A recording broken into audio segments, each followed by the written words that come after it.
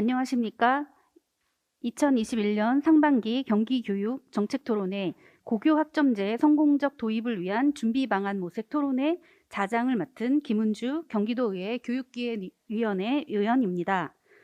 오늘 토론회는 2021년 상반기 경기교육 정책토론회 5번째 시간으로 경기도의회가 함께 주최하고 경기도교육청이 주관하는 토론회입니다. 경기교육정책토론회는 코로나19 생활수칙에 따라 무관중 비대면 방식으로 진행되며 경기도의회 유튜브 이끌림을 통해 실시간 라이브로 생중계되고 있습니다. 영상에 댓글로 의견이나 질문을 올려주시면 토론 후 답변 드리겠습니다. 많은 참여 부탁드립니다. 먼저 국민의례가 있겠습니다. 모두 전면의 국기를 향해 일어서 주시기 바랍니다. 국기에 대하여 경례.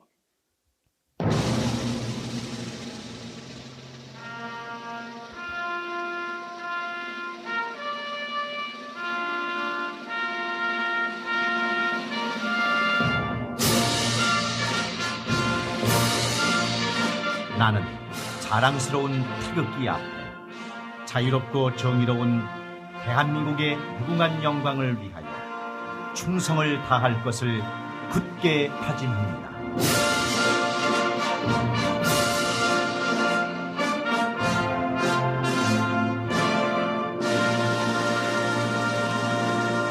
바로 이하 국민의례 절차는 생략하도록 하겠습니다. 모두 자리에 앉아주시기 바랍니다.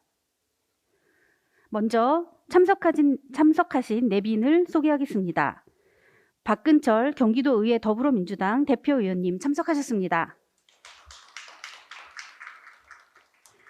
장영국 경기도의회 의장님, 정윤경 경기도의회 교육기획위원회 위원장님은 오늘 일정상 참석이 어려운 관계로 영상 축사로 대신하겠습니다. 더불어서 저희의 든든한 이웃이기도 한 교육행정위원회에서 배수문 의원님 참석하셨습니다. 마찬가지로 교육행정위원회의 권정선 의원님 참석해 주셨습니다. 교육행정위원회의 전승희 의원님 참석해 주셨습니다. 많은 관심 감사합니다. 먼저 장형국 경기도의회 의장님의 영상 축사를 듣겠습니다. 안녕하세요. 경기도의회 의장 장영국입니다. 고교 학점제 성공적 도입을 위한 준비 방안 모색 토론회를 찾아주신 여러분 반갑습니다. 뜻깊은 자리를 마련해 주신 김은주 의원님을 비롯해 발제와 토론을 맡아주신 여러분께 감사드립니다. 우리나라 고교 학점제의 본격적인 시행은 2025년이지만 경기도교육청은 선도적으로 3년 앞선 2022년부터 전면 시행을 계획하고 있습니다. 고교 학점제는 학생들에게 교과 선택권을 주어지는 것 이상으로 기존 학사 제도에 큰 변화를 가져올 것으로 예상되어 사회적 공감대 형성, 시설과 인력 보완, 주제 중심의 교육 내용 등 철저한 준비가 필요합니다. 경기도의회는 지난해 교사 인력풀 확충, 평가의 공정성과 객관성 확보 등 고교 학점제 조기 시행에 따르는 대책을 요청드린 바 있습니다. 오늘 토론회에서 고교 학점제가 성공적으로 안착할 수 있도록 학교 현장의 요구를 살피고 전문가의 의견을 수렴하기를 기대합니다. 뜻깊은 토론회를 마련해 주신 김은주 의원님과 함께해 주신 여러분께 다시 한번 감사드립니다. 고맙습니다.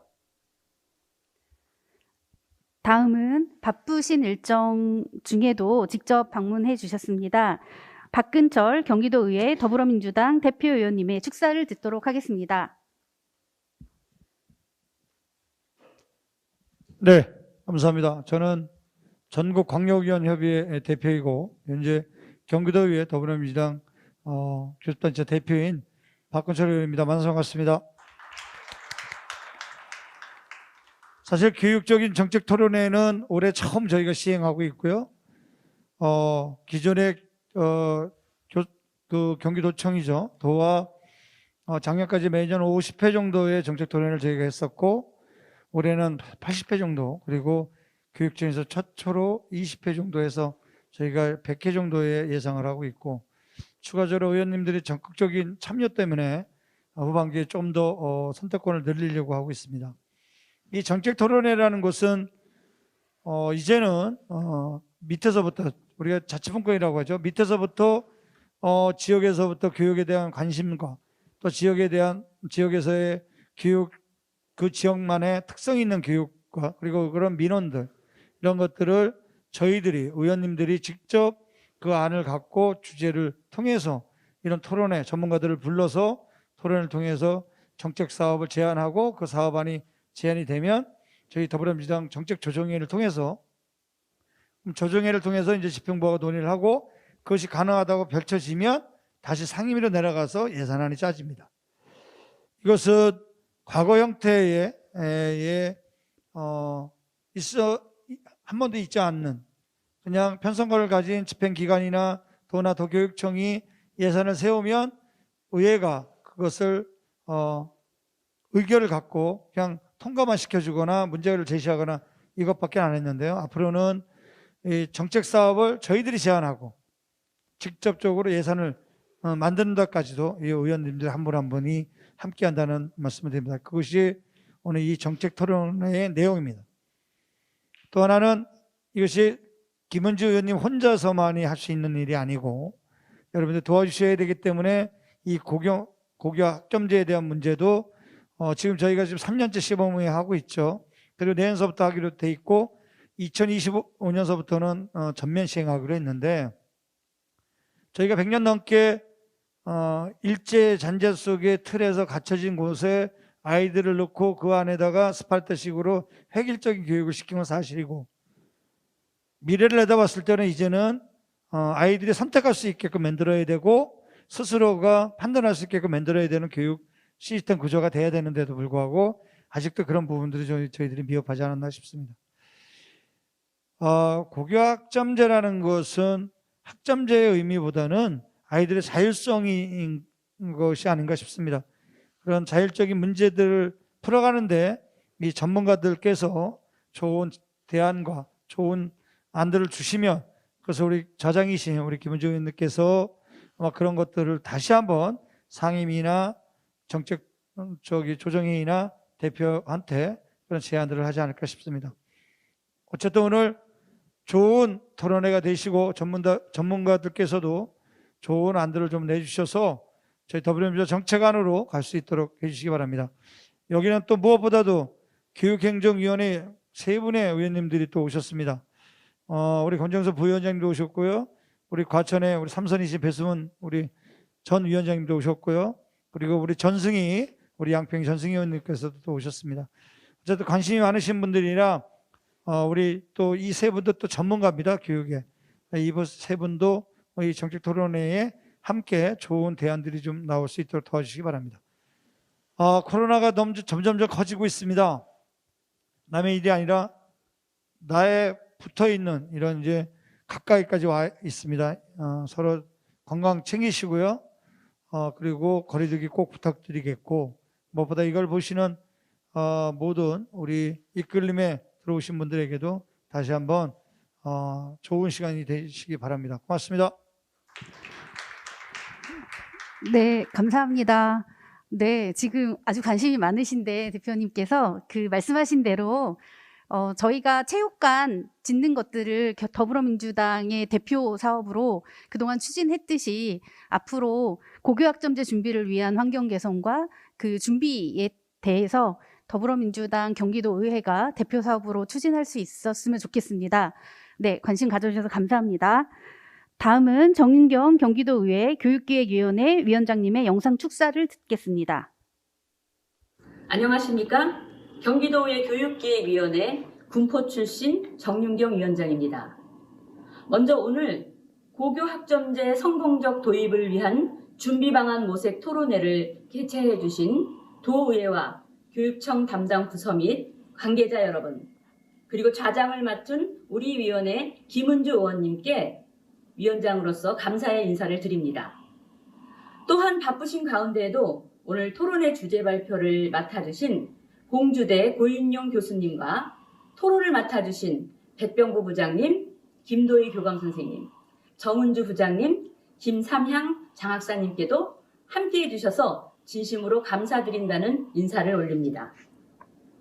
오늘 토론회는 학생들의 진로에 따라 다양한 과목을 선택 이수하고 누적 학점이 기준에 도달할 경우 졸업을 인정받게 되는 제도인 고교 학점제가 2025년부터 전국 고등학생들에게 전면 시행될 예정인데 경기도는 2022년도부터 앞서 시행될 예정으로 이와 관련한 준비 방안을 모색하는 자리로 알고 있습니다. 고교 학점제는 학생 진로에 따른 과목 선택권 확대 및 맞춤형 학습 지원에 중점을 두고 있어 학생들이 꿈을 이루기 위한 이상적이고 스스로 학습을 할 수 있는 좋은 제도라고 긍정적인 평가를 하고 있습니다. 하지만 한편에서는 내신 및 대입 절대평가 반영 문제, 학생들의 요구를 수용할 수 있는 교과 과목 개설이나 교사 수급 문제, 교과 이수 기준 적용 문제, 교실 공간 부족 문제, 그리고 지역 간 교육 격차 문제 등 우려의 목소리도 있어 보다 솔직하고 생생한 현장의 목소리를 듣고 정책적 방향에 대해 심도 깊은 논의가 필요한 때입니다. 오늘 토론회를 통해 고교 학점제 성공적 도입을 위한 준비 방안들이 제시되기를 기원하면서 저 역시 교육기획위원장으로서 새로운 교육 패러다임 전환의 계기로 삼아 미래 교육을 준비해 가겠다는 약속으로 축사를 대신하도록 하겠습니다. 감사합니다. 네, 위원장님이 좋은 약속과 함께 좋은 말씀 해주셨습니다. 감사합니다. 이것으로 의전 행사를 마치고 토론회를 진행하도록 하겠습니다. 오늘 토론회 순서는 주제 발표를 먼저 듣고 개별 토론 및 상호 토론을 진행하도록 하겠습니다. 상호 토론을 마치면 경기도 의회 유튜브 이끌림을 통해 올려주신 질문에 대한 답변을 듣도록 하겠습니다. 그럼 주제 발표를 맡아주신 고인용 교수님 발표 부탁드립니다.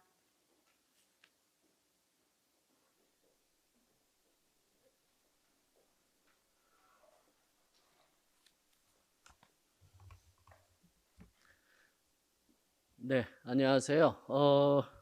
이렇게 뜻깊은 토론회에 이야기를 할 수 있는 기회를 주셔서 감사합니다. 공주대학교 건축학부에 근무하고 있는 고인용이라고 합니다.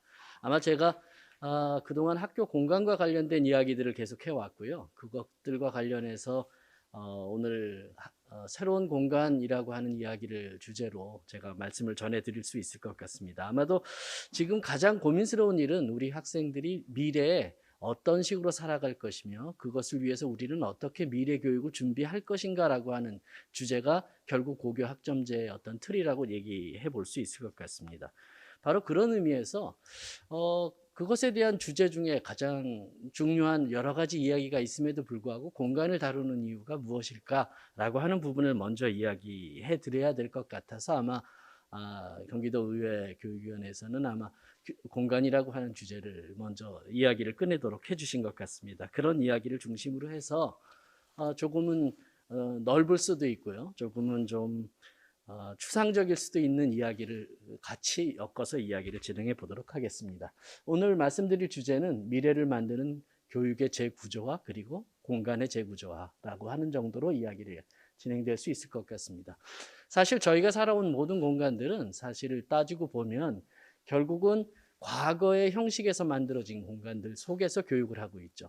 또 지금 우리가 그 공간들을 고치고 수리하고 바꾸어 본들 결국 지금 현재의 교육 과정을 전제로 해서 만들어진 것이기 때문에 또다시 30년 이상 현재 때로는 이미 폐기된 교육 과정을 계속 운영할 수밖에 없는 것을 전제로 하는 것이다. 따라서 지금 새롭게 만든다라고 하는 것은 어떤 의미를 가질까라는 것에 대해서 고민을 해야 할 지점에 와 있는 것이죠. 우리 학교의 공간들을 잘 살펴보시면 일자형 복도의 교실들이 쭉 이어져 있고요. 이런 형식은 사실은 이미 200년이 넘은 영국에서부터 시작되어서 일본을 거쳐서 우리나라에 들어와 있습니다. 당시 대량 생산이라고 하는 것을 통해서 만들어지던 노동자의 탄생에 근거해서 어떻게 하면 모든 사람들에게 기초적인 교육을 효과적으로 전달할 수 있을까라고 하는 측면에서 만들어진 것이죠. 자, 그렇다면 이 시대에 우리에게 그러한 그 교육의 틀이 지금 우리가 바라고 있는 미래, 특히 고교 학점제와 관련되어서 여전히 같은 틀인가라고 하는 문제가 생기는 거죠. 결국 적절치 않은 하드웨어 속에서 새로운 어떤 것을 집어넣으려고 했을 때 결국 그 공간이 오히려 교육을 방해할 수도 있다라고 하는 것이죠. 특히 우리나라는 일제시대를 통하면서 그 속에서 굉장히 많은 여러 가지 요소들이 학교에 스며들어 있고요. 그러한 것조차 다시 흔히 얘기하는 근대성이라고 하는 문제를 해결하지 못한 채로 현재까지 넘어와 있고, 이런 상황에서 우리가 미래를 바라보고 있는 새로운 학교 모양을 이야기하고 있는 것이죠. 그런 의미에서 적어도 미래를 향해 나가는 우리 학생들이 현재 제대로 꿈꿀 수 있고 제대로 학습할 수 있는 공간은 도대체 무엇일까라고 하는 부분에 대해서 고민을 해야 되죠. 우리도 모르는 사이에 우리 학교 안에는 굉장히 많은 과거의 잔재들이 있다고 볼 수 있죠. 과거의 잔재들을 잘 살펴보면 매우 단순한 교육적 구조를 가지고 있다는 것이죠, 공간이. 그래서 공부하는 공간과 우리가 흔히 얘기하는 노는 공간, 정확히 말하면 체력 단련 공간으로 구분된 이 두 가지 기능 외에는 학교는 거의 갖춰지지 못한 과거의 형식을 그대로 유지하고 있고, 그 사이에 아주 강력하게 그 체력 단련이라고 하는 것과 공간 사이를 가로막는 어떤 틀들이 존재하죠. 이것 외에도 과거의 어떤 가치관을 반영하는, 예를 들어 구령대라고 일컬어지는, 과거에는 조회대였었죠.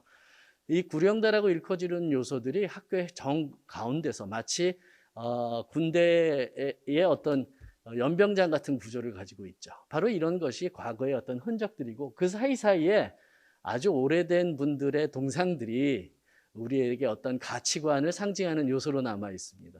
바로 저러한 동상들은 결국은 당시의 사람들, 특히 제가 장난삼아 얘기하는 것이기도 합니다만, 세 분의 이브라더스, 이순신, 세종대왕, 그리고 이승복으로 이루어지는 그런 요소들로 구성되어서 과거의 가치를 아주 선언적으로 이야기를 해주고 있죠. 더더군다나 저분들이 하는 역할이라고는 과거에 그분들이 가지고 있던 고귀한 뜻을 설명하기보다는 운동장에서 뛰어노는 학생들에게 빨리 들어가서 공부하라고 윽박지르는 듯한, 그런 마치 보초병이 서 있는 듯한 모습으로 서 있습니다. 바로 이러한 공간들이 결국 우리의 새로운 미래를 꿈꾸고 있는 학생들에게 적절한가 하는 문제를 다시 한번 이야기할 수밖에 없는 것이고요. 그 속에서 이미 시대가 바뀌었으면 새로운 공간이 요구되어질 것이고, 그 공간 속에서 우리는 새로운 사회적 관계를 만들어낼 수밖에 없다라고 하는 많은 선지자들의 이야기를 관심을 가져야 됩니다. 동시에 사람들이 산다라고 하는 것은 공간 속에서 그냥 그 삶을 담아낼 것 같지만, 공간이라고 하는 구조는 언제나 정확하게 다른 사람들과의 시선의 관계 속에서 어떤 권력의 관계를 유지하도록 되어 있죠. 가장 대표적인 근대적 공간으로 일컬어지는 것이 소위 파놉티콘이라고 하는 것인데요. 한 사람의 시선으로 모든 사람을 감시하고, 감시당하는 사람들은 그것을 알지 못한 채로 스스로 자기를 규제하는 그런 식의 공간이죠. 아마 지금까지의 대부분의 학교 공간이 이런 것이었다면, 우리 시대에 요구되는 새로운 공간이란 결국 자기의 눈으로, 자기의 주권으로 자기의 공간을 스스로 통제할 수 있어야 된다라는 의미에서 시선의 주권을 갖는, 그리고 주체적인 학습과 그리고 주체적인 공간을 가지고 있어야 된다라는 이야기부터 시작해야 될 것 같습니다. 그런 의미에서 학교에는 그러면 과거의 흔적이 많고, 그리고 과거에 있는 모양 그대로의 학교를 그러면 다 부시고 새로 지을 수밖에 없는 것인가? 라고 하는 질문이 당연히 있을 수 있죠. 물론 경기도의 기준으로 볼 때 60% 이상이 오래된 학교라서 서서히 공간을 바꿔나가고 새로 지어야 하겠지만, 그런 속에서도 우리는 새로운 공간을 새로운 질서 속에서 찾아낼 수 있는 눈이 필요한 것이고요. 고교 학점제라고 하는 것도 결국은 과목의 내용이나 과정, 그리고 그 선택권을 이양하는 과정 속에서 새로운 공간들이 많이 필요로 하지만, 잘 살펴보면 우리 주변에 있는 많은 공간들 사이 속에서도 얻어낼 수 있는 공간이 있다라고 이야기해 볼 수 있을 것 같습니다. 지금 화면에 보고 계시는 저 학교는 바로 그 구령대를 학생들을 위한 활동 그리고 휴식 학습 공간으로 바꿔낸 사례입니다. 구령대 밑부분을 바닥을 터서 거기에 높낮이를 주고 거기에 학생 공간으로 구성을 해서 학생들이 자율적으로 쉬기도 하고 학습도 할 수 있는 공간을 만든 그런 학교입니다. 파주에 있는 웅담초등학교의 사례고요. 작년까지의 그 학교 공간 재구조화, 공간 혁신 사업을 통해서 만들어진 결과이기도 하죠.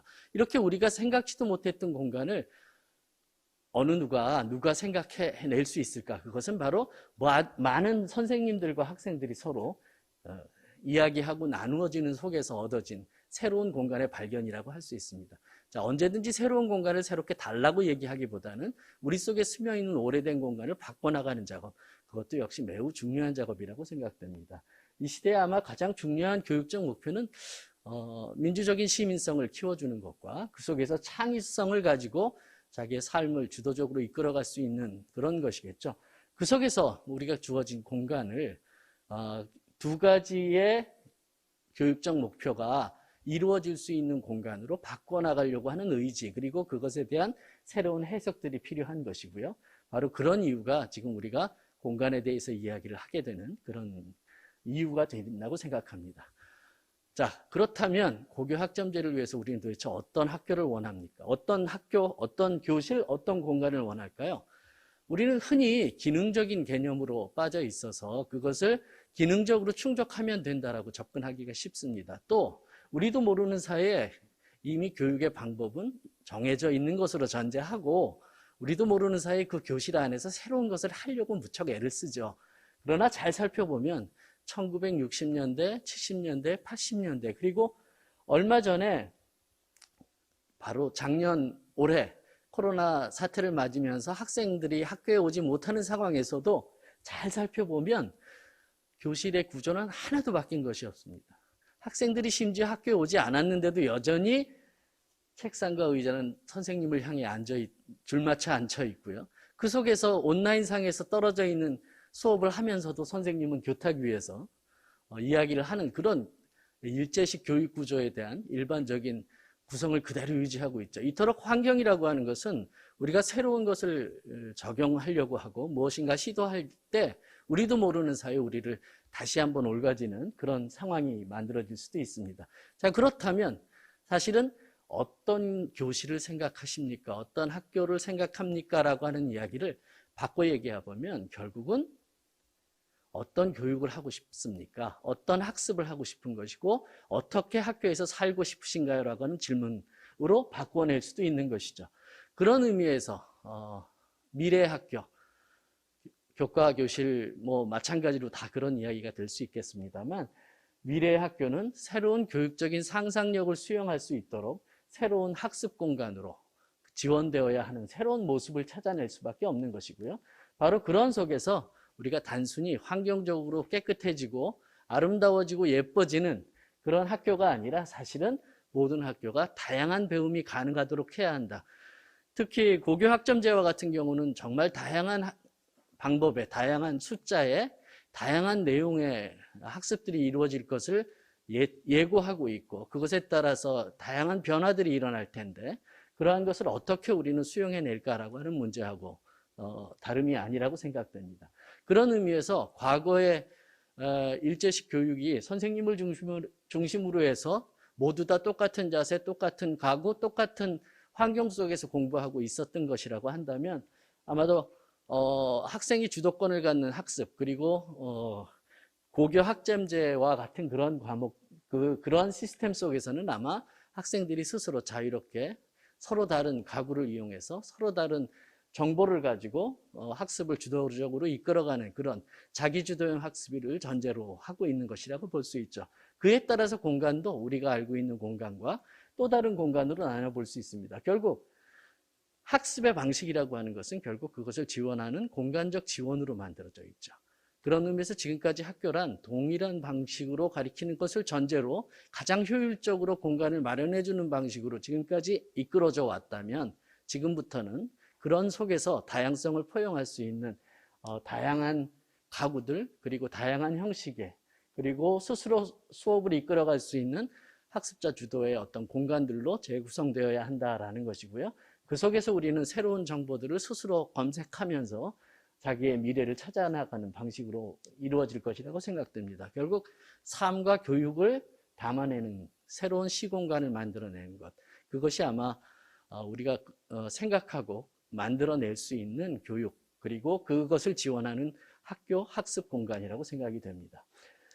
이 속에서 각 학교는 적절하게 상황을 맞추어서 진행할 수 있겠죠. 지금 보고 있는 것은 미국에 있는 나파밸리 근처에 있는 고등학교의 학교고요. 저기 보면 교실도 나눠져 있는 것 같지 않고요. 식당 같기도 하고 강당 같기도 하고 도서실 같기도 하죠. 사실 모든 것이 다 가능한 학교입니다. 결국 저런 자체가 학교 전체가 학습 공간으로 바뀌는 거죠. 지금 우리 학교를 보면 학습이라는 것은 교실에서만 이루어지고 복도는 이동 공간이고 나머지 공간은 지원 공간이라고 명칭이 정확하게 구분되어서 학생들이 교실 안에서는 똑같은 교실 학습적 상황을 맞도록만 만들어져 있는 것이죠. 그런데 저 공간은 모든 것이 다 열려 있기도 하고요. 다양한 학습적 방법들을 수용하기 위해서 학생들의 생활과 학습이라고 하는 것을 구분하지 않고 한 곳으로 모아낸 그런 학교라고 볼 수 있고요. 그 속에서 우리는 새로운 교육의 어떤 또는 학습의 모습을 찾아낼 수 있지 않을까 하고 상상해 볼 수 있습니다. 저건 우리나라 아니니까 저럴 수 있어라고 이해하기보다는 우리는 만약 저런 공간이 주어진다면 어떻게 수업을 할까라고 하는 것에 대해서 좀 더 고민해 보는 그런 식의 방법도 생각해 보실 수 있을 것 같습니다. 이 시대에 필요한 새로운 능력들에 대해서는 여러 분들에서 이야기를 하고 있죠. 로보틱스 시대에 새로운 기술은 어떤 것이 필요하다. 보고 상상하고 만들 수 있는 능력들이 필요하다라고 강조하고 있는 게 이 시대 외국의 사례인 것 같아요. 그렇다면 우리 시대에는 보고 느끼고 상상하고 만들 수 있는 공간이 학교에 있는가라고 하는 아주 근본적인 질문부터 시작해줘야 되지 않을까 하는 생각이 듭니다. 그런 의미에서 새로운 학교의 모습이라고 하는 것은 결국은 학생들이 어떻게 배워나가는가, 영어로는 모달리티라고 하죠. 학습의 행태에 맞추어서 공간들이 구성되어져야 되고 교육의 모습에 맞추어서 구성된 것이 지금까지의 학교였었다면 이제부터는 학생들이 어떻게 배워갈까라고 하는 것을 먼저 고민하는 그런 공간으로 만들어져 나갈 필요가 있다고 생각이 됩니다. 최근 우리나라의 특히 경기도의 중고등학교에서도 많은 학교에서 학습 공간이나 아니면 저렇게 다양한 커뮤니티 공간들을 구성해 나가는 작업들을 하고 계시죠. 그 한 사례이기도 하고요. 학생들은 여러 가지 방식으로 배우고 있습니다. 우리가 알고 있듯이 선생님을 중심으로 아니면 선험자를 중심으로 이야기를 듣는 것도 있을 수 있고 자기네끼리 모여서 이야기를 나누면서 배우는 것도 있고요. 또 혼자 탐구하면서 배울 수도 있고 더 나아가서는 실생활의 실습을 통해서 또는 살아가면서 배우는 것들도 있을 수 있죠. 저렇게 다양한 학습적인 방법들이 존재한다면 그러한 것을 우리 학교에서는 고교 학점제라고 하는 것 속에서 어떻게 구성해낼까라고 하는 교육적 목표, 교육적 방법들이 구체적인 교육적 행위, 학습적 행위와 연결되어서 구성되어지고 그것을 지원할 수 있는 공간으로 구성해야 한다라고 하는 것이 어떤 방법이라고 할 수 있겠습니다. 이와 관련해서 가장 제일 시사적인 이야기가 볼 수 있는 것이 이탈리아의 예라고 볼 수 있어요. 이탈리아의 학습 공간 선언을 우리보다 벌써 20년 전에 2000년도에 했던 선언입니다. 그 안에 보면 기존의 학교에는 없는 4가지 정도를 더 필요로 한다. 우리 미래를 위해서는. 그 내용은 학교에 개인 영역이 있어야 되고 탐구실이 있어야 되고 도서실이 아닙니다. 스스로 무엇인가 탐구하고 자료할 수 있는 그런 곳을 얘기하고요. 그 다음에 형식이 없고 자유로운 공간이 필요하고 그리고 다 같이 모여서 만날 수 있는 아고라와 같은 공간이 필요하다. 광장과 같은 공간이 필요하다고 주장을 해서 1+4라고 하는 주제를 가지고 이탈리아에서는 학습 공간의 새로운 공간, 학습 공간을 만들자라고 운동을 펼쳤고요. 지금도 꾸준히 진행되고 있습니다. 예, 그런 속에서 이 시대에 새로이 필요로 하는 공간적 요소들은 우리가 이야기할 수 있는 것처럼 과거처럼 동일한 것이 아니라 하나의 교실 또는 하나의 학교에서 발표할 수 있고 탐구할 수 있고 만들어낼 수 있고 그리고 소통하는 공간, 교류하는 공간, 그리고 스스로 무엇인가 개발해낼 수 있는 공간적 요소들이 합쳐질 때 미래적 교실이라고 얘기할 수 있고요. 바로 그런 것이 고교 학점제를 통해서 구현될 수 있어야 됩니다. 왜냐하면 고교 학점제라고 하는 것은 스스로 자기의 진로에 맞추어서 학습을 스스로 구성해 나가고 학교는 그것에 적절하게 지원하는 방식이어야 되기 때문에 어떠한 형식의 교실이 이루어지고 어떠한 형식의 학습이 구성되어질지를 대응하고 맞춰줄 수 있는 요소로 언제든지 유기적으로 대응해 줘야 되거든요. 바로 그러한 요소들이 어디에 있는가라고 하는 부분에서 또 어떻게 조합되어야 하는가라고 하는 것이 가장 중요한 내용이라고 할 수 있을 것 같습니다. 그런 속에서 학교는 여러 가지 형식의 모습을 취할 수가 있을 것 같습니다. 이야기가 길어질 것 같아서 일단 학교를 구성하고 있는 여러 가지 요소들을 학교에서는 어떻게 구성할까라고 하는 문제가 고교 학점제 앞에 놓여 있는 가장 중요한 과제이기도 합니다. 학교의 문화는 어떤지, 각 과목의 교육적 특성은 어떤지, 교사들의 서로 협력 관계는 어떤 것이고, 과목은 서로 연합되어서 짜여져 있는지, 독립적으로 짜여져 있는지, 그리고 지원되고 있는 요소들이나 성과품에 대해서도 어떤 성과를 요구하고 있는지에 따라서 그 학교만의 고유한 어떤 특성들이 만들어지는 것이고요. 그러한 것을 맞추어서 공간도 구성되어진다고 볼 수 있습니다. 모든 것이 현재와 같은 조건이라면 아마 지금 우리가 보고 있는 학교 교실의 모양은 바뀌지 않을 것입니다. 또 그것이 효과적이라면 바꿀 필요가 없습니다. 단지 우리가 생각하는 것 속에서 다양한 변화를 요구한다면 그에 맞추어서 공간도 바뀌어져야 된다라고 얘기할 수 있는 것이죠. 그래서 우리가 잘 알고 있는 기본적인 공간에서 만약 어떤 교과목과 교과목이 서로 협력을 한다거나 아니면 어떤 교과목의 볼륨이 바뀐다든가 하는 것을 전제로 해서 다양하게 공간을 바꿔낼 수 있는 방법들은 기존에 있는 교실들의 일부를 유연하게 바꾸거나 가변적으로 바꾸는 작업이 1차적으로 가능할 것이고요. 두 번째로 반드시 필요한 것 중에 하나는 학교 안에 학생들이 스스로 자료를 검색하고 그리고 스스로 공부할 수 있는 우리가 저희들은 그걸 워크스테이션이라고 하는데요. 학습 영역들이 필요하고 그러한 것을 기존의 교실 복도에다라도 설치하고 지원해주는 것들이 필요하고요. 또 그런 것 속에서 자율적인 학습이 가능하도록 교실의 내부에 공간적인 요소들을 바꿔나갈 수 있는 것이죠. 그래서 워크스테이션을 중심으로 해서 공간적인 관계를 좀 재구성해내는 작업이 아마 현재 우리가 가지고 있는 학교 공간의 구성 내에서 적용할 수 있는 어떤 방안이라고 생각해 볼 수 있습니다. 그리고 그 속에 반드시 필요한 것은 학생들이 스스로 학습을 탐구하고 의논하고 만날 수 있는 장소 그리고 휴식할 수 있는 개인적 공간에 해당하는 홈베이스와 같은 공간들을 적절하게 지원하는 거죠. 원래는 하우스라고 보통 불리우는 공간인데 일본을 거쳐 들어오면서 홈베이스란 말이 들어왔어요. 그래서 홈베이스는 어쨌든 대학으로 말하면 학생회관 같은 그런 느낌이라고 생각해 주셔서 좋을 것 같습니다. 우리는 대부분 홈베이스에 락카가 꽉 차서 학생들이 쉴 장소가 없습니다. 그러니까 그런 것들을 보다는 스스로 학습을 할 수 있는 러닝 스페이스입니다. 그리고 다른 말로 바꾸면 러닝 플라자입니다. 그리고 생활 공간인 거죠. 바로 거기서부터 시작해서 자기가 필요한 공간을 선택하고 수업을 선택하고 학습 활동을 선택할 수 있는 어떤 의미에서는 기지와 같은 학습 기지와 같은 공간의 역할을 한다라고 하는 것이고요. 그것은 사실은 지금 현재의 학교 구조 내에서도 얼마든지 바꿀 수 있는 그리고 바꿔낸 사례들이 있다고 볼 수 있습니다. 그리고 우리나라에서 가장 부족한 것은 결국 학생들의 자율적이고 생활을 지원하는 그런 공간들이죠.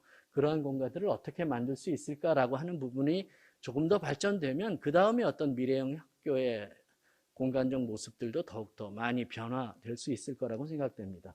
뭐 궁극적으로는 마치 학교가 아니라 가정집과 같은 그런 식의 구조까지도 발전될 수 있는 그런 식의 학교 구성을 보여주고 있는 학교의 사례들도 있습니다만 현재로서는 지금 주어져 있는 여러 가지 공간적 상황 속에서 해결할 수 있는 방안들을 제시할 수 있을 겁니다. 어쨌든 미래 학습 공간이 갖춰져야 할 문제 중에서 가장 중요한 것은 학교 공간들이 가변성을 가져야 된다. 그러니까 어떤 공간이라는 명칭이 갖춰진 공간들이 꽉 차면 기능으로 완성되었다라고 보기보다는 가변성을 지닐 수 있는가 없는가라고 하는 것으로 평가해 보자. 또 그 다음에 학습이 끊임없이 바뀌게 될 텐데 이에 적절하게 대응하고 있는가라고 하는 대응성으로 한번 평가해 보자. 그리고 어떤 장소에 들어가면 그 안에서 내가 스스로 공부를 할 수 있도록 유도하는 능력들을 가지고 있는가.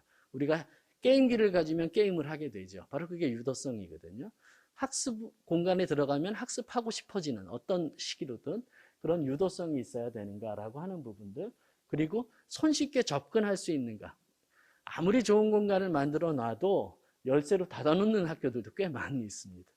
자물쇠로. 그러니까 그러한 것보다는 쉽게 접근할 수 있고 과목과 과목이 쉽게 이어질 수 있도록 그렇게 연결성을 확보하고 있는가. 과목별로 유연한 연결성을 가지고 있는 동선을 구성하고 있는가. 뭐 이런 정도가 기준이 될 수 있고요. 그리고 이 시대의 모든 건축물이 갖춰야 할 가장 기본적인 요소 중에 하나인 편안함이라고 하는 것이 학교 속에서 제공되어야 하는 것이죠. 이제는 상당히 많은 생활의 부분을 학교가 제공해주고 있고요. 더군다나 코로나로 인한 온라인 상황 속에서도 제대로 그 기회를 갖고 있지 못하는 학생들에게 온라인의 학습적 기회를 제공할 수 있는 온전한 학습 공간으로서도 또 역할을 해줘야 된다고 생각이 됩니다.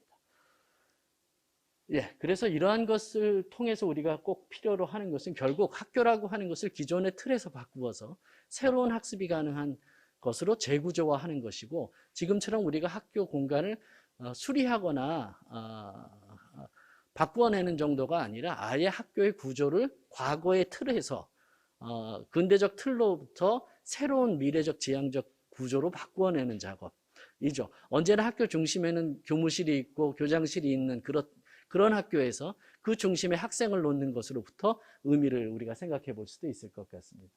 그리고 둘째는 변화하는 학습 행태를 지원할 수 있도록 끊임없이 바뀌어야 되고 세 번째로 생활 거점 공간들을 조금 더 강화시키고 확보해 줘야 되고요. 우리가 흔히 얘기하는 홈베이스에 대한 공간적 관계 또는 커뮤니티 공간들에 대한 보강이라고 할 수 있고요. 그다음에 마지막으로 학습의 생태계가 확대할 수 있도록 학교 안에서만 모든 것을 공간을 가지고 해결하려고 하지 말고 어차피 지역과 연관되어야 하니까 지역의 학습 공간들과 연관되는 그런 이야기로 연결해 볼 수 있을 것 같습니다. 그래서 이제 복도의 개념이 많이 사라지는 학교들도 나타나기 시작했고요. 공간과 공간들의 구성이 우리가 보고 있던 과거의 학교와는 다른 식의 작업들도 많이 하고 있습니다. 물론 저 사진의 사례는 초등학교고요. 여주에 있는 한 초등학교가 바꾼 사례인데 공간이 가장 안 바뀌는 학교급이 아마 고등학교가 될 것 같습니다. 입시 안에서는 대책이 없거든요. 그렇다면 새로운 학습을 구성하고 새로운 상황을 구성해낼 때 우리는 어떻게 바꿔야 될까 해서 보다 깊고 유연하게 생각하실 필요는 있을 것 같습니다. 그리고 우리에게 주어지는 어떤 학습 프로그램이 예산은 언제나 공간은 예산과 같이 떨어지고 있기 때문에 과거는 예산의 집행을 편리하기 위해서 그리고 시설을 빠르게 짓고 관리하기 위해서 일정한 프로그램으로 실별로 나누어진 명칭으로 나옵니다. 학생 수 곱하기 얼마 하면 실이 몇 개가 나오고 하는 식의 포뮬러를 갖고 있는데 함수들을 갖고 있었는데 그것을 다양한 교육적 내용에 맞추어서 프로그램을 재구성해낼 수 있는 것. 이건 일종의 교육과정의 재구성이고 동시에 공간의 재구성을 같이 하는 마스터 플랜이라고 할 수 있습니다. 이것이 꼭 필요합니다. 다양한 경험을 갈 수 있는 학교가 기회를 주는 학교이죠. 그리고 새로운 개념의 교실적 관계도 이렇게 흐트러뜨리면서 새로운 학습적 공간을 주는 것이죠. 저거는 두 개의 교실을 4분의 1씩 내놔서 가운데 학생들이 자유롭게 쓸 수 있는 그리고 필요하다면 연결할 수 있는 그런 통합교실의 사례이고요. 실제로 많은 학교에서 지금 하고 있는 상황이기도 합니다. 그리고 과학실도 하나의 무슨 과목별 과학실이 아니라 통합적 과학실을 하자. 그래서 저런 것을 우리는 다빈치 스튜디오라고 하는데요. 미술도 하고 음악도 하고 그림도 그리고 과학 실습도 하고 무엇인가 만들 수도 있는 그런 것들을 위한 통합적 공간 관계를 만들죠. 물론 이건 과목별 기자재의 책임의 문제 때문에 언제든지 부딪히는 현실에서는 부딪히고 있습니다만 몇몇 학교에서는 과감하게 시도하고 있기도 합니다. 그리고 학습 공간을 지원하는 학습 공동체의 생활 거점 공간들을 반드시 만들어야 되고요. 이제 우리에게 주어지는 홈베이스는 저런 식으로 우리 선생님들이 보면 좀 기분 나빠 하실 수도 있을 것 같아요. 학생들이 너무 좋은 데서 저렇게 나태하게 살아도 되는 거야? 하실 수 있을지 모르겠습니다만 이 시대의 학습은 바로 저런 것이고요. 저거와 똑같이 선생님들에게도 연구 공간과 휴게 공간이 주어져야 됩니다. 그 공간 속에서 새로운 교육 과정이 만들어지는 것이죠. 과거처럼 바쁜 스케줄 안에서 새로운 학습의 방법이나 내용을 고민할 시간을 줄 수 있어야 되는데 그것은 공간과 함께 꼭 주어져야 한다는 걸 다시 한번 강조해 드리고 싶습니다. 예, 그래서 우리가 생각하는 어떤 도서실, 그러면 우린 교실 안에 책들이 꽂힌 것만 생각할 수 있습니다만 저기서 보여지는 것처럼 도서실과 퍼포먼스와 그리고 다양한 행동들이 가능하도록 아예 로비를 도서실화 해버리고 도서 공간을 구성하는 그런 사례도 볼 수 있죠. 물론 우리나라 사례는 아닙니다. 그리고 마지막으로 이것은 조금 먼 것처럼 보이고 있기는 합니다만 서울교육청에서는 이제 저런 부분에 대해서 굉장히 관심을 가지고 확대하고 있고요. 경기도교육청에서도 그런 부분에 관심을 갖고 있습니다. 지역사회와 연계하는 건데 언제나 학교가 자기 공간만을 가지고 있으려고 하는 것이 아니라 학교의 공간의 일부를 지역에 있는 수많은 커뮤니티 교육 공간들과 연계하는 플랫폼화하는 작업들을 합니다.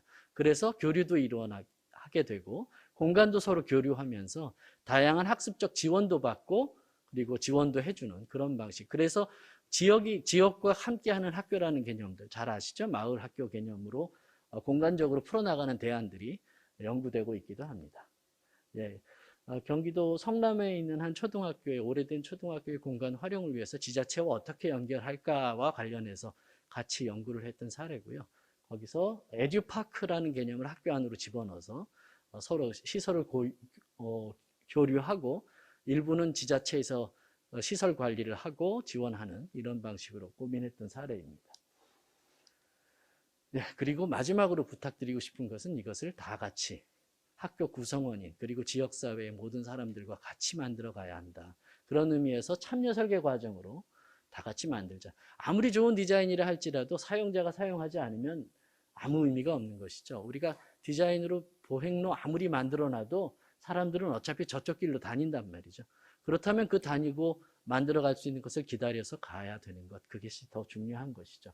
그 속에서 우리가 봉착하고 있는 학교 시설은 왜 꼭 그 모양이냐라고 얘기할 때 만들어지는 여러 가지 문제를 해결할 가능성은 바로 실제로 사용하시는 선생님들과 학생들이 의견을 철저하게 반영하고 그것을 실제로 공사로 실현할 수 있는 시간과 예산과 그리고 다양한 방식의 계약서부터 시작해서 여러 가지 과정들을 같이 해결해 나갈 수 있는 그런 단계에서나 가능할 것 같습니다.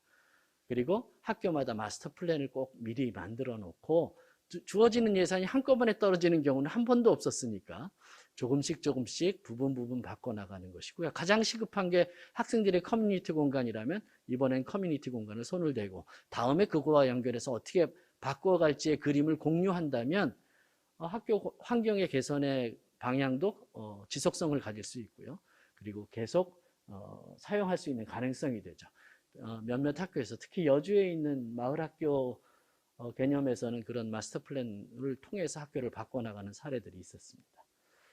예, 지역에 대한 그런 사례들이고요. 그리고 최종적으로 계약하고 건축가를 뽑고 시공하는 그런 시설의 과정 속에서도 계약서부터 시작해서 법규적인 것이나 예산 집행과 관련해서도 언제든지 조금 더 여유 있게 학습 자체가 이제 여유로운 학습, 자율적 학습, 유연한 학습이라고 하는 것을 전제로 만들어지는 것이 고교 학점제이기 때문에 공간을 만들어갈 때도 그와 대응해서 한 번도 해보지 못한 새로운 형식의 학교라면 천천히 그리고 유연하게 여유 있게 이끌어갈 수 있는 법적인, 재정적인 그리고 여러 가지 행정적 지원이 반드시 필요하다라고 하는 것이 꼭 말씀을 드리고 싶은 것입니다. 자, 이것을 통해서 결국은 우리는 학생들에게 미래를 스스로 살아낼 수 있는 자율적인 학생들을 키워내는 것이고 그것이 바로 그것의 첫 번째 장소가 학교이고 학교의 삶이 결국 나중에 확대되어서 사회에 일정한 역할을 하는 삶으로 확대될 수 있을 것이다. 우리가 바람직한 사회인으로 키워지려고 하면 학교 안에서 그것을 경험할 수 있는 충분한 공간들이 주어져야 한다라고 생각을 하고 있습니다. 고교 학점제와 직접적으로 연관되지 않을 수도 있겠습니다만 처음에 주제 발표니까 조금 포괄적인 이야기로 언급드렸습니다. 예, 들어주셔서 감사합니다.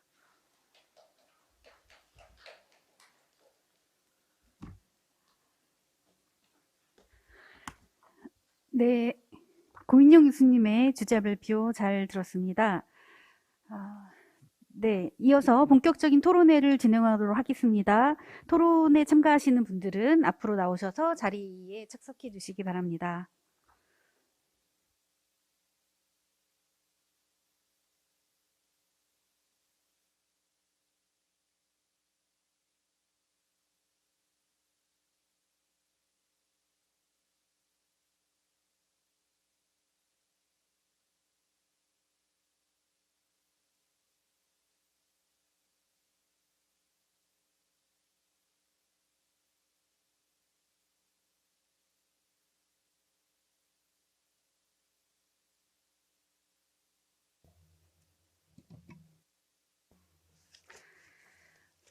네, 2부 시작하도록 하겠습니다. 앞서 주제 발표 고인용 교수님께서 해주셨는데요. 직접적인 고교학점 운영제랑 직접적인 관계는 없을 수 있다고 말씀하셨지만, 사실 저는 그 고인용 교수님께 이 주제 발표를 제안 드린 이유는 우리의 삶이, 우리의 환경이 어떻게 보면 우리가 뭔가를 바꾸려고 할 때 우리의 환경을 바꿈으로 해서 우리의 생각과 우리의 행동과 결국은 우리의 삶을 바꿀 수 있다라고 생각하고 있습니다.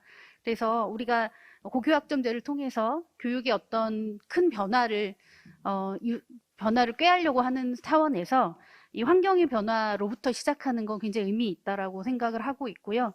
이 부분과 관련돼서 주제 발표를 해주셨던 고인용 공주대학교 교수님 소개해드리겠습니다. 네, 다음은 토론자로 참여해주신 백병부 경기교육연구원 교육연구부장님이십니다. 반갑습니다. 다음 토론자는 김도희 상영고등학교 교감선생님이십니다. 반갑습니다. 다음은 정은주 신봉고등학교 교육과정부장님이십니다. 감사합니다. 마지막 토론자는 김삼향 경기도교육청 교육과정국 교육과정과 장학사님 함께 하셨습니다. 네, 이제 주제 발표를 토대로 해서 토론을 진행하도록 하겠습니다.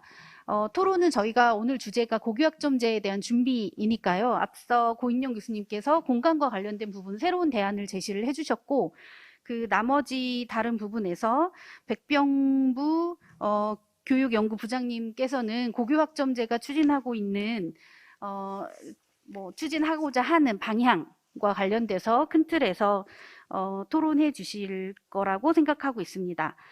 백병부 경기도 교육연구원 교육연구부장님의 토론을 듣도록 하겠습니다.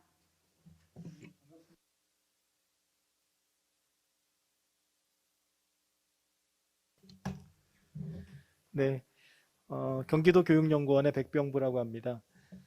고교학점제 이야기를 가지고 토론을 부탁을 받았습니다. 아마 제가 드려야 되는 말씀은 왜 고교학점제를 하는가에 대한 어쩌면 근본적인 질문에 대한 답이라고 생각을 합니다.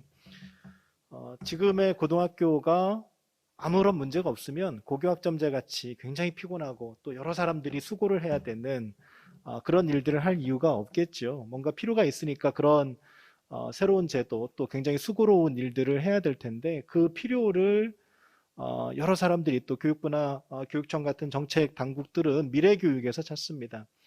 미래가 이렇게 변할 거고 또 더 좋은 미래를 만들기 위해서는 지금의 고등학교 체제 또 지금의 고등학교에서 이루어지는 수업이나 뭐 이런 방식으로는 굉장히 어렵겠다는 거죠. 그래서 그 지금의 고등학교 체제를 고교학점제라는 일종의 지렛대로 좀 변화시키자라는 그런 취지에서 이 제도가 시행되고 있다라는 것을 좀 분명하게 이해할 필요가 있어 보입니다. 미래가 어쩌길래 그러냐? 그러니까 미래를 여러 사람들은 굉장히 비관적으로 예상합니다. 또 그런 비관적 예상이 작년에 코로나 상황, 또 지금도 계속되고 있는 코로나 상황을 통해서 그렇게 과장된 것만은 아닐 수 있겠구나 그런 생각을 또 하게 되지요. 여기저기에서 발표되는 경제 지표들을 봐도 불평등이 훨씬 더 심해지고 있다는 이야기들을 합니다. 그런 사회가 우리가 바라는 미래가 아니다라는 것에 대해서는 누구나 다 동의를 할 거고요. 더 좋은 미래를 만들기 위해서 그럼 뭐 할 거냐? 여러 연구자들은 크게 두 가지 얘기합니다. 하나는 뭐 일상적으로 불확실한 상황이 펼쳐질 텐데 그런 불확실한 상황 속에서 새로운 가치를 어떻게 만들어낼 건가? 뭐 그런 역량을 갖추도록 해야 된다는 거죠. 두 번째는 더불어 같이 잘 사는 삶, 그러니까 공동체라든지 민주주의라든지 이런 것들을 학교 교육을 통해서 내 몸에 체화시키는 학생들, 그런 학생들을 길러내야 된다는 겁니다. 그래야 우리가 바람직하다고 생각하는 그런 미래가 가능할 거다라고 얘기하는데 그런 역량을 기르고 또 그런 삶의 태도를 갖춘 학생들을 길러내는데 지금의 고등학교 체제가 적절하냐는 거죠. 그렇지 않다라고 늘 보통 이야기를 합니다. 그러면서 이제 고교학점제라는 좀 낯설지만 또 어떻게 생각해 보면 그렇게 낯설지 않은 제도이기도 해요. 우리가 학생들에게 선택권을 부여하거나 학생들의 요구에 따라서 여러 과목들을 만들어 보거나 뭐 이런 경험들이 있기 때문에 어쩌면 그렇게 낯설지 않은 그런 제도일 수도 있습니다. 어쨌든 뭐 그런 제도들을 지금 시행하고 있는 거고요. 그런 취지에서 좀 비춰보면 고교학점제를 우리가 고민하는 근본 목적은 모두의 수월성이라는 키워드로 좀 풀 수 있지 싶어요. 그동안에 고등학교는 쉽게 얘기하면 좀 될성 부른 나무한테 집중 투자하는 방식이었어요. 될성 부른 아이들 모아가지고 따로 가르치는 학교들도 여전히 있고요. 또 그 아이들에게 집중적으로 뭐 소위 얘기하는 스펙 몰아주기를 한 학교들도 여전히 있습니다. 그걸 통해서 그 학교가 소위 이야기하는 입시 명문고가 되고 주변 학부모들에게 인정받고 평가받아서 점점 더 좋은 학교 또 점점 더 좋은 학생들을 받아서 교육하는 뭐 그런 게 그동안에 우리 고등학교의 한 모습들이었다는 거죠. 그러다 보니까 모두의 수월성이 아니라 특정한 역량을 가진 일부 아이들을 위한 수월성 교육이 그동안의 우리나라 고등학교 체제였고 학교에서 일어나는 교육과정이나 또 교과 외 활동들도 그런 측면에 초점을 맞추어서 진행될 수밖에 없었다는 겁니다. 이런 것들이 결국은 좀 전에 말씀드렸던 미래사회의 변화와 관련해서는 서로 모두가 지게 되는 게임 속으로 아이들을 몰아넣는 뭐 그런 상황이라는 거죠. 모두가 이렇게 가면 안 된다는 걸 아는데 이렇게 하지 않으면 지금 당장 내가 죽을 것 같은 뭐 그런 상황이 지금의 고등학교 체제였다라는 겁니다. 그래서 모두의 수월성이라는 키워드를 가지고 그것을 해결하기 위한 고등학교 체제를 어떻게 바꿀 거냐 여기에 초점을 맞추어서 고교학점제가 좀 설계될 필요가 있겠다라는 말씀을 좀 드립니다. 구체적으로는 한 3가지 정도를 좀 중심에 두고 생각을 했으면 좋겠는데요. 첫 번째는 단위학교 중심으로 생각하지 말자라는 거예요. 과목을 만들든 아니면 학생들이 과목을 선택해서 듣게 하든 또는 지역사회의 자원을 이용하든 예산을 투입하든 뭐가 됐든지 간에 어떤 학교 하나만을 가지고 생각하지 말자. 단위학교 중심주의라고 보통 얘기하기도 하는데 그런 단위학교 중심주의를 벗어날 때 선택 과목도 다양해질 수 있고 각각의 학교나 각각의 학교에 계시는 선생님들이 져야 되는 부담도 훨씬 더 줄어들 수 있겠다라는 말씀을 하나 드리고 싶고요.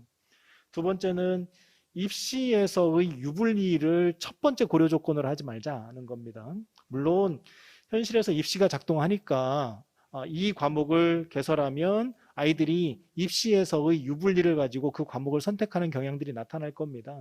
내가 이 과목을 선택하면 1등급을 받을 거냐, 내가 이 과목을 선택하면 혹시 불리하지는 않을까, 뭐 이게 굉장히 중요한 조건일 수는 있는데 그런 아이들의 선택 동기를 완화시킬 수 있는 방향으로 과목을 개설하고 반을 편성하고 시간표를 조정하는 뭐 이런 노력들을 할 필요가 있지 않겠나라는 제안을 드리는 거고요. 세 번째는 고교학점제가 모두의 수월성이라는 키워드를 가지고 작동하려면 그 학교에서 가장 불리한 위치에 있는 애가 누군지를 확인하는 게 중요합니다.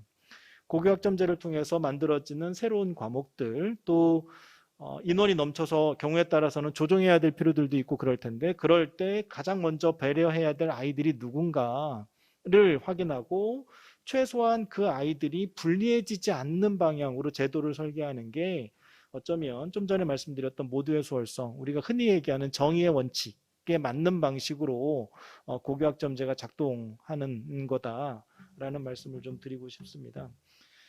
구체적으로 뭐 할 건지와 관련해서 몇 가지 말씀을 좀 드리고 싶은데요. 첫 번째는 교육지원청하고 지자체가 그동안에 혁신교육지구 사업과 같은 연계 협력 사업들을 해오셨거든요. 이 연계 협력 사업의 초점을 고교학점제 쪽으로 좀 진화시킬 필요가 있겠다라는 말씀을 좀 드립니다. 경기도교육청이 먼저 시작했고 지금 뭐 전국의 거의 모든 지자체들이 그 교육혁신지구 사업 또는 혁신교육지구 사업 이런 것들을 하고 있거든요. 마을교육 공동체 사업들도 좀 하고 있는데 그동안의 초점은 초등학교, 중학교 중심이었습니다. 근데 이것은 지금 상황에서 고등학교 중심으로 또 고교 학점제 쪽으로 전환할 시기가 됐고 그렇게 할 때 초중등교육 전체가 지자체와의 협력을 통해서 완성될 수 있겠다라는 생각을 좀 합니다. 그래서 교육지원청하고 지자체가 이 일종의 컨트롤 타워죠. 일종의 컨트롤 타워를 구성을 해서 지역사회 전체의 고등학교, 고등학생들을 대상으로 한 지원 사업, 지원 체제 이런 것들을 좀 구축할 필요가 있겠다. 경우에 따라서는 그동안 초등학교나 중학교에 투입됐던 자원의 일부를 고등학교 쪽으로 옮기는 것도 가능합니다. 그렇게 좀 설계할 필요가 있겠다는 말씀이고요. 두 번째는 그 지역에 또는 그 학교의 고교학점제가 빛날 수 있는 것은 진로 선택 과목을 어떻게 개설할 거냐인 것 같아요. 그래서 진로 선택 과목을 개설하기 위한 학생들 대상의 수요 조사부터 시작해서 그 과목을 어떤 과목으로 개설할 건가 또 그 과목을 운영할 수 있는 교원을 어떤 방식으로 충원할 건가와 관련된 고민들이 지자체와 교육청, 교육지원청의 협력을 통해서 좀 다양한 방식으로 구성될 수 있겠다라는 말씀을 드리고 싶고요. 세 번째는 온오프라인이 병행되는 것을 좀 적극적으로 이용하자라는 제안입니다. 그러니까 작년 올해의 경험을 통해서 온라인 교육을 위한 인프라는 굉장히 많이 갖추어져 있거든요. 굉장히 많이 갖추어져 있는데 이 갖추어져 있는 인프라를 고교학점제하고 결합해서 좀 활용할 수 있는 방법들을 좀 적극적으로 찾았으면 좋겠다. 그래서 학생들의 이동을 최소화하면서도 의미 있는 배움이 이루어질 수 있도록 하기 위해서 온라인과 오프라인이 병행해서 작동할 수 있는 그런 시스템들을 좀 만들면 학교에서 져야 되는 부담도 좀 최소화하면서 의미 있게 고교학점제가 좀 설계될 수 있지 않겠나 이 말씀을 좀 드리고 싶고요. 마지막으로 사족처럼 드리고 싶은 말씀은 고교학점제는 과목 몇 개 많이 만들었나 이걸로 완성되는 게 아니다라는 겁니다.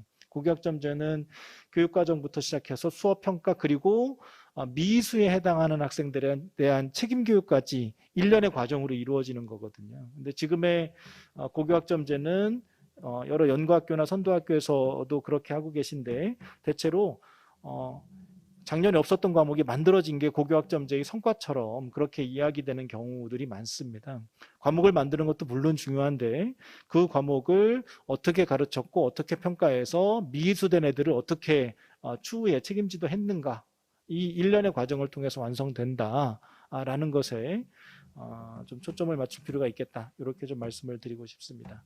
네, 이상 제가 주어진 시간에 해야 되는 토론 마치고 이따 추후에 또 말씀을 드리겠습니다. 고맙습니다. 네, 감사합니다. 네, 제가 시간은 10분이라고 미리 말씀 안 드렸는데 알아서 네, 시간표에 10분 그렇게 돼 네, 있었어요. 10분 딱 맞춰서 진행해 주셔서 너무 감사하고요. 네. 그 백병부 부장님께서 몇 가지 말씀 굉장히 중요한 말씀들 해주셨어요. 그래서 그 단위 학교를 넘어서서 단위 학교 중심주의를 넘어서 지역사회와 아니면 기타 다른 학교들과의 연계 체계를 통한 준비가 필요하다라는 말씀 해주셨고, 저도 계속 고민하긴 하는데 많은 분들이 우려하시는 입시의 유불리에 의해서 학점 운영제가 영향받는 거에 대한 우려도 같이 말씀해 주셨고, 또 모두의 수월성 차원에서 보다 불리한 아이들에게 우선적으로 그 배려가 될 수 있는 그런 정의 원칙에 맞추어서 그렇게 고교학점제가 운영될 필요가 있다라는 말씀도 해주셨습니다. 중요한 말씀 해주신 백병부 교육연구부장님께 감사드리고요. 다음 토론은 네, 김도희 상영고등학교 교감선생님 토론이 있겠습니다. 네, 안녕하세요. 방금 소개받은 상영고등학교 김도희입니다. 오늘 이 자리가 저한테는 굉장히 또 뜻깊은 것 같아요. 옆에 계신 그 교수님의 발표를 듣고 저런 학교에서 수업을 받으면 정말 행복하겠다, 뭐 이런 생각을 좀 하면서 들었는데요. 저는 지금 이제 상영고등학교에서 근무를 하고 있는데, 제가 교감이 되기 전까지만 하더라도 이 고교학점제는 뭐 먼 얘기 같고, 이거 또 바뀌지 않겠어? 언제 또 바뀔지 모르는데, 아직 멀었는데 뭐, 이렇게 남의 일처럼만 생각을 하고 있다가, 제가 막상 2019년에 이제 상영고등학교 이제 교감이 되어서 부임을 했더니, 저희 학교가 그 해부터 고교학점제 시범학교로 지정이 됐다고 하길래 그때부터 관심을 갖고 준비를 하는 과정에서 한계점도 많이 보였고, 또 그렇기 때문에 어떤 식의 도움이라든가 지원이 있어야 될지 이런 것들에 대해서 좀 고민을 하게 됐습니다. 그래서 이 자리에 오게 됐는데요. 저는 이제 저희 어떤 학교의 사례를 바탕으로 제가 말씀을 좀 드릴게요.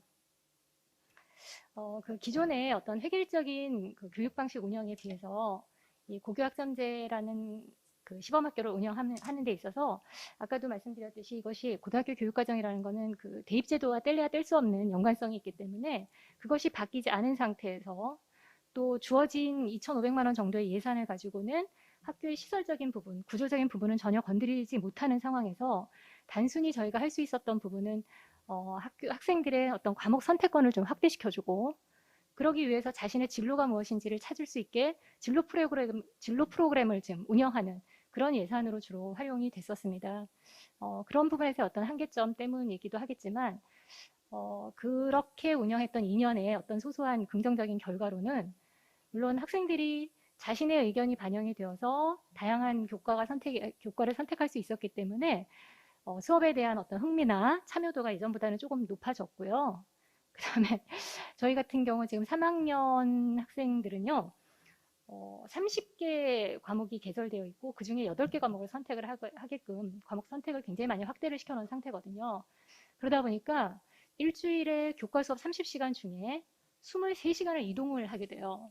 굉장히 복잡하죠. 그러다 보니까 왜 학교에 그런 거 있잖아요.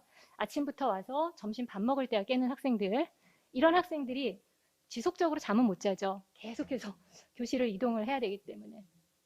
그러니까 어떤 그런 면에서는 좀 긍정적이었다라고 보지만 그 이외에 예를 들어서 교과목을 개설하는 데 있어서 의견 수렴 과정, 또 내 교과가 없어지면 안 되기 때문에 교원 수급상의 문제이기 때문에 선생님들 간에 계속 지속적인 어떤 협의회, 그 다음에 이렇게 과목을 여러 가지를 했었을 때 선생님들이 기본적으로 2과목, 심지어 3과목 이렇게 가르치셔야 되는 선생님들이 계시는데요. 그에 따른 어떤 수업 준비 시간, 그 다음에 평가, 그 다음에 이것이 생활기록부에 계속 기록이 돼야 되는 이런 일련의 모든 부분들을 다 교사가 짊어지고 가야 되는 부담이기 때문에 어떤 한계성이 보였습니다. 그리고 또 아까도 말씀하셨지만 그 3학년 같은 경우는 진정한 자기 어떤 진로라든가 뭐 적성 이것에 의해서 교과목을 선택하기보다는 좀 어떤 왜곡된 선택을 한다는 거죠. 예를 들어서 내신 따기에 유리한 과목을 한다든가 아니면 내가 요 2과목을 하기 위해서 하나는 버려. 진로 선택 과목 아무거나 하나 듣는다든가 그런 선택을 하다 보니까 제대로 된 선택이 되지 않았을 때 지금 4월 초인데도 어제까지도 과목을 바꾸겠다고 내려오는 학생들이 있어요. 이런 부분에 대해서 학교가 굉장히 많은 곤란을 또 겪기도 하고요. 그래서 실질적으로 학교에서는 굉장히 많은 부담이 있는 건 사실이었습니다. 그럼에도 불구하고 기존에 뭐 수업 일수만 채우면 정말 모든 시험을 빵점을 받아도 졸업이 됐던 이런 어떤 단위제에서 최소한 학생들이 학업 성취 수준을 도달해야만 진급이 이루어지고 졸업이 이루어지고 이렇게 되는 어떤 학점제로의 전환은 정말 학교의 입장에서는 현장에서는 반가운 소리이기도 하고 또 꼭 앞으로 꼭 변화해 나가야 될 어떤 변화의 그 주체라고도 생각을 합니다. 그래서 이런 것들이 좀 안정적으로 정착이 되기 위해서는 저는 이제 크게 한 3가지 측면에서 좀 살펴봤는데요. 모든 것이 그러니까 하드웨어가 있으면 소프트웨어가 같이 이루어져야 되는 것처럼 저는 그 무엇보다도 일단 학교에서의 어떤 그 문화가 일단은 이루어져야 된다고 생각을 합니다. 저희가 시범학교를 운영하면서도 가장 힘들었던 부분 중에 하나가 선생님들 간의 어떤 과목 개설에 있어서 교원 수급 문제가 바로 그러니까 직결이 되다 보니까요. 내 과목을 아이들이 선택을 안 하면 저는 올해 왔어도 내년에 뭐 TO감으로 가야 되는 이런 어떤 불안정한 어떤 구조에서는 선생님들이 안정적으로 수업 활동을 이루기가 어렵기 때문에 충분히 이런 거에 대해서 이 고교학점제가 추진하고자 하는 정책의 어떤 목적이라든가 우리 아이들을 위한 것이라는 거를 충분히 사전에 공감하고 책임성을 가지고 이런 것들을 같이 협의를 해서 이루어질 때 좀 질 높은 어떤 수업으로의 전환도 이루어지면서 운영이 될 거라고 생각을 합니다. 과목만 많이 늘어놓는 거는 마치 우리가 그냥 왜 잔치집인데 음식은 굉장히 많은데 맛이 하나도 없으면 손이 안 가는 것처럼 과목만 늘려놓는 게 능사는 아니라고 생각이 들어요. 실질적으로 그 수업을 선생님들이 어떻게 아이들에게 배움이 일어날 수 있게끔 이거를 가르칠 것이냐에 대한 충분한 연구할 수 있는 시간, 이런 것도 확보가 되어야 되고요. 그러기 위해서는 선생님이 일주일에 주당 수업 시수가 지금보다는 정말 반 이하로 줄어들어야만 충분히 연구가 이루어지고 그 어떤 연구 결과가 학생들한테 투입이 되어야 되거든요. 그래서 그런 어떤 문화 속에서 선생님들에 대한 어떤 적극적인 지원, 이런 것들이 뒷받침되지 않으면 어려울 것 같다라는 생각을 해봅니다. 그리고 또 하나는 제가 이번 토론 주제 뭘 해야 되나 저도 고민을 하다가 계속 모든 생각의 그 귀결점이 기승전, 예산으로 종결이 나는 그런 느낌을 받았습니다. 아까 학교 공간도 그렇고 마찬가지고요.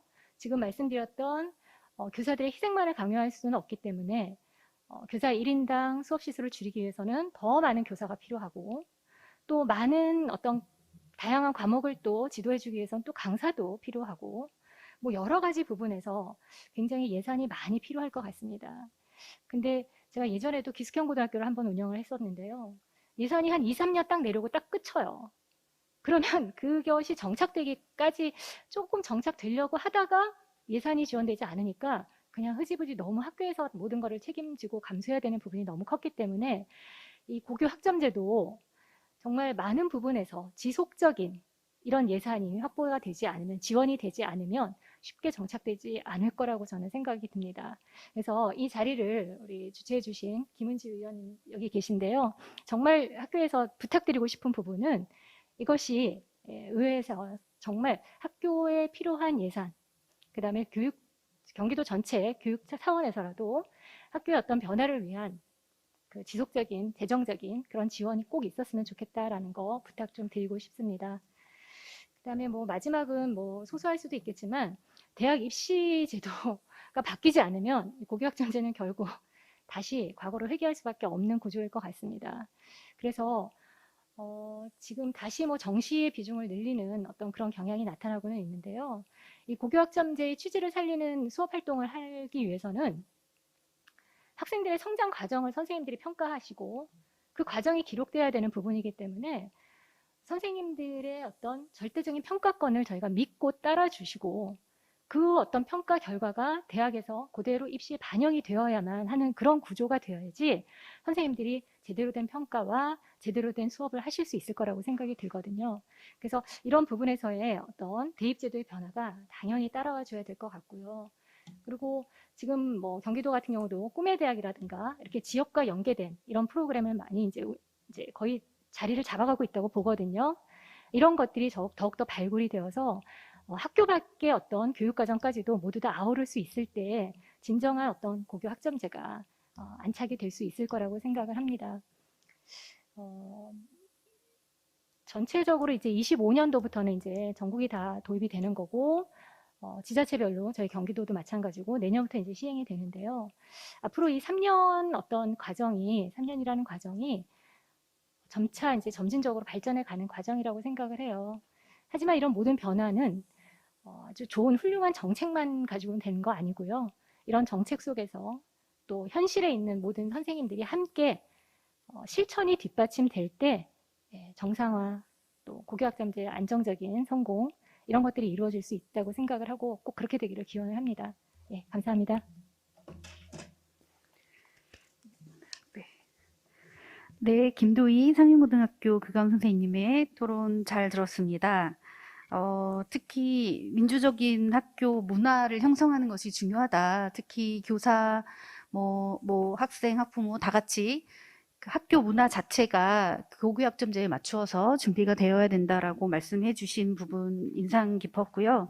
특히 이제 저에게 약간 숙제를 주신 예산과 관련된 부분, 네, 저도 뭐 제가 의원이기도 하고 사실 이 부분과 관련돼서 관심이 있기도 하고 사실 예산 투입 없이는 이 부분에 대한 해결이 어렵기 때문에 최대한 노력해서 경기도 의회 전체 다른 의원님들과 노력해서 예산과 관련된 부분 그 준비에 활용될 수 있도록 노력하겠습니다. 그리고 뭐 말씀하신 것 마찬가지로 평가제도나 대입이 변화 없이 이게 정착하기 어렵다라는 말씀 저도 충분히 뭐 동의하고요. 그래서 그런 부분에서 또 중요한 지적해 주셨습니다.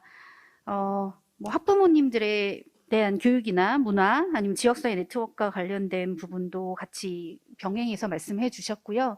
현장에서 실제로 고교학점제를 선도학교로 운영해 보신 경험을 담아서 말씀해 주셨기 때문에 이것들을 준비하고 계시는 뭐 다른 학교나 아니면 그거를 앞두고 있는 다른 학부모님들께도 좋은 말씀이 되었을 거라고 생각합니다. 다른 형태로 실제 선도 사업을 좀 오랫동안 해오신 다른 토론자 선생님을 소개하려고 합니다. 정은주 신봉고등학교 교육과정 부장님, 오랫동안 고교학점제 실행을 해보신 경험을 통해서 실제적인 이야기를 해주실 거라고 기대합니다. 토론 듣겠습니다. 안녕하세요. 신봉고 교육과정 부장 정은주라고 합니다. 이렇게 토론회에 초대해 주셔서 감사합니다. 교사의 입장에서 바라본 고교학점제 성공적 도입을 위한 준비 방안에 대해서 제가 준비한 토론문 말씀드리도록 하겠습니다. 고교학점제는 학생의 진로와 학업 수요를 반영한 선택과목 편성 운영을 말합니다.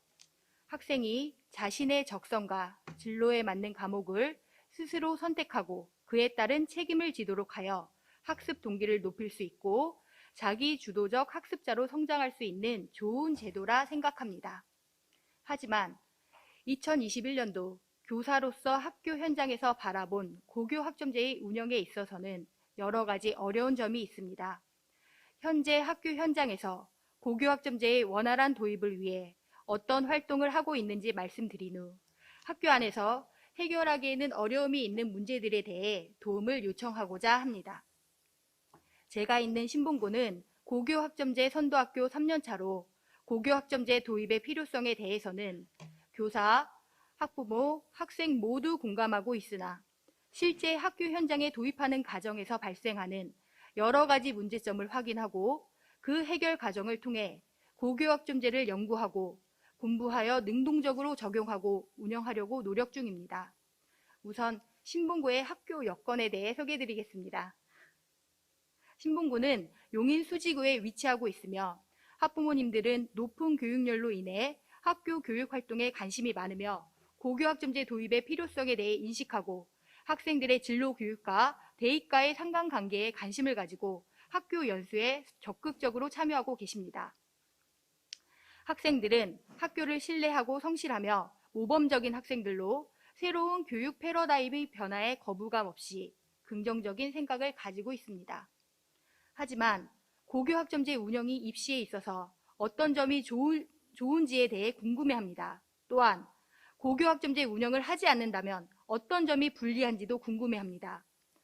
본교는 해를 거듭할수록 입시 결과가 좋아지고 있어 점점 더 성적이 우수한 중학생들이 지원하고 있는 상황입니다.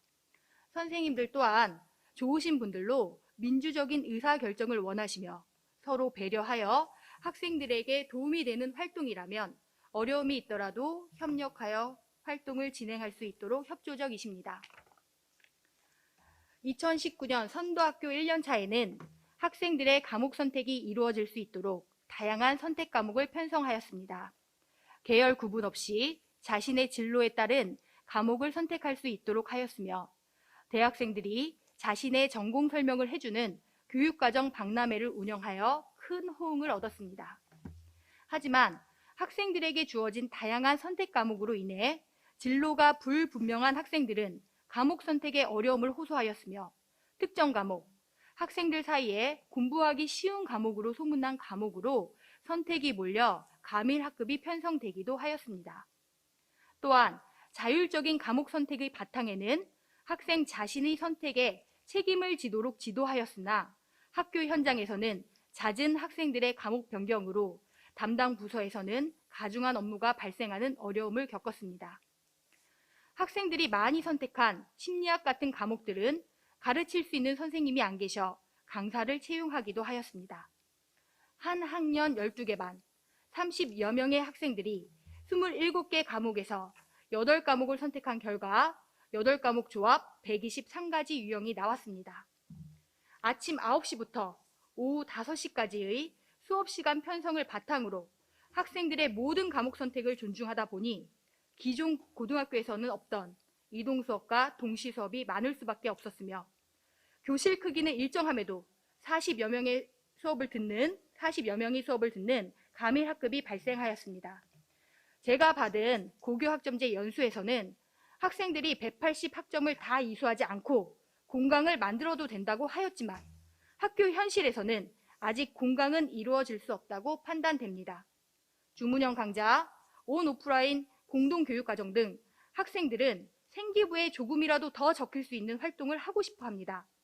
2019년 12월 학부모 연수를 통해 2020년 반편성 안내를 했을 때 학부모 및 학생의 민원이 많이 발생하였습니다.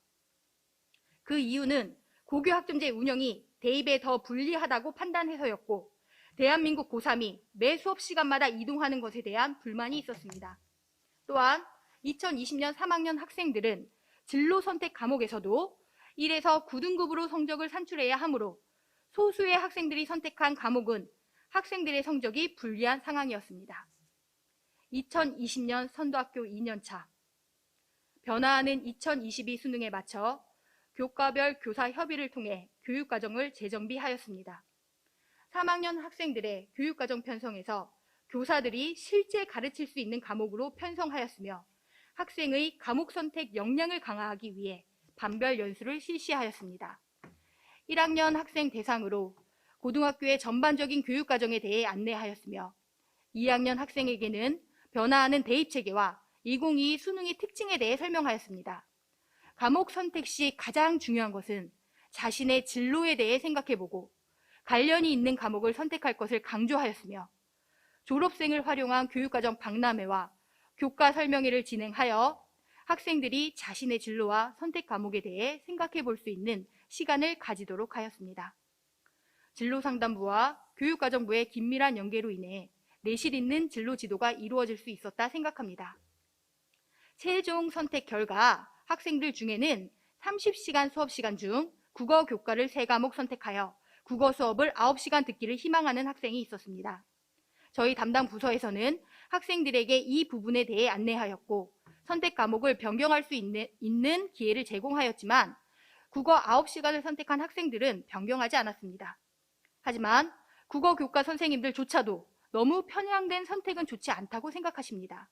또한 경제라는 과목은 한반이 개설되었습니다.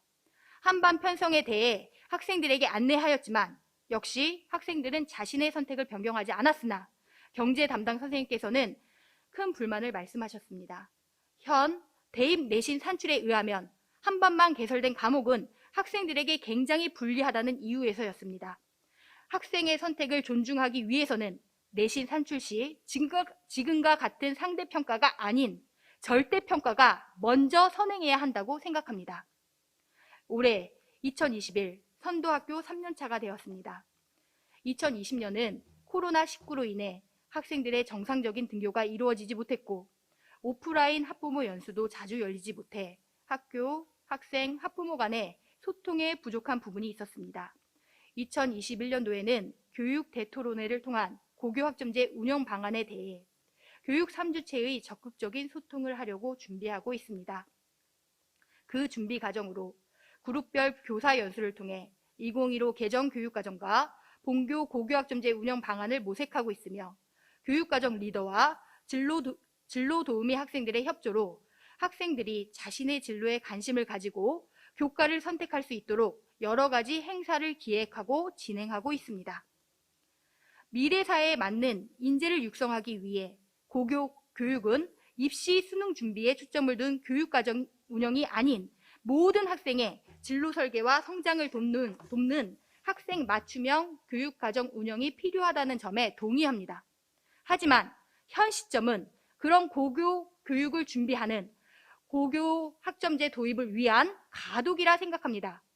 고교 학점제의 성공적 도입을 위해서는 첫째, 고교 교육이 입시 준비가 되지 않기 위해 먼저 대입 제도의 변화가 있어야 합니다. 고등학교 내신 산출이 선택 교과별 학생 수의 차이에 의해 유불리가 생기지 않도록 선택 교과의 평가를 절대평가로 바꿔주십시오. 절대평가로 바꾼 후 고교 학점제를 시행하는 게 맞습니다.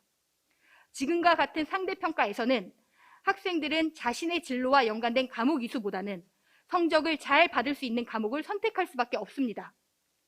둘째, 고교 학점제는 학생이 자신이 듣고 싶은 과목을 수강하고 교사는 성취평가를 실시하여 학생의 이수, 미이수를 결정하게 되어 있습니다. 대한민국 현실에서 미이수가 가능할지 걱정됩니다.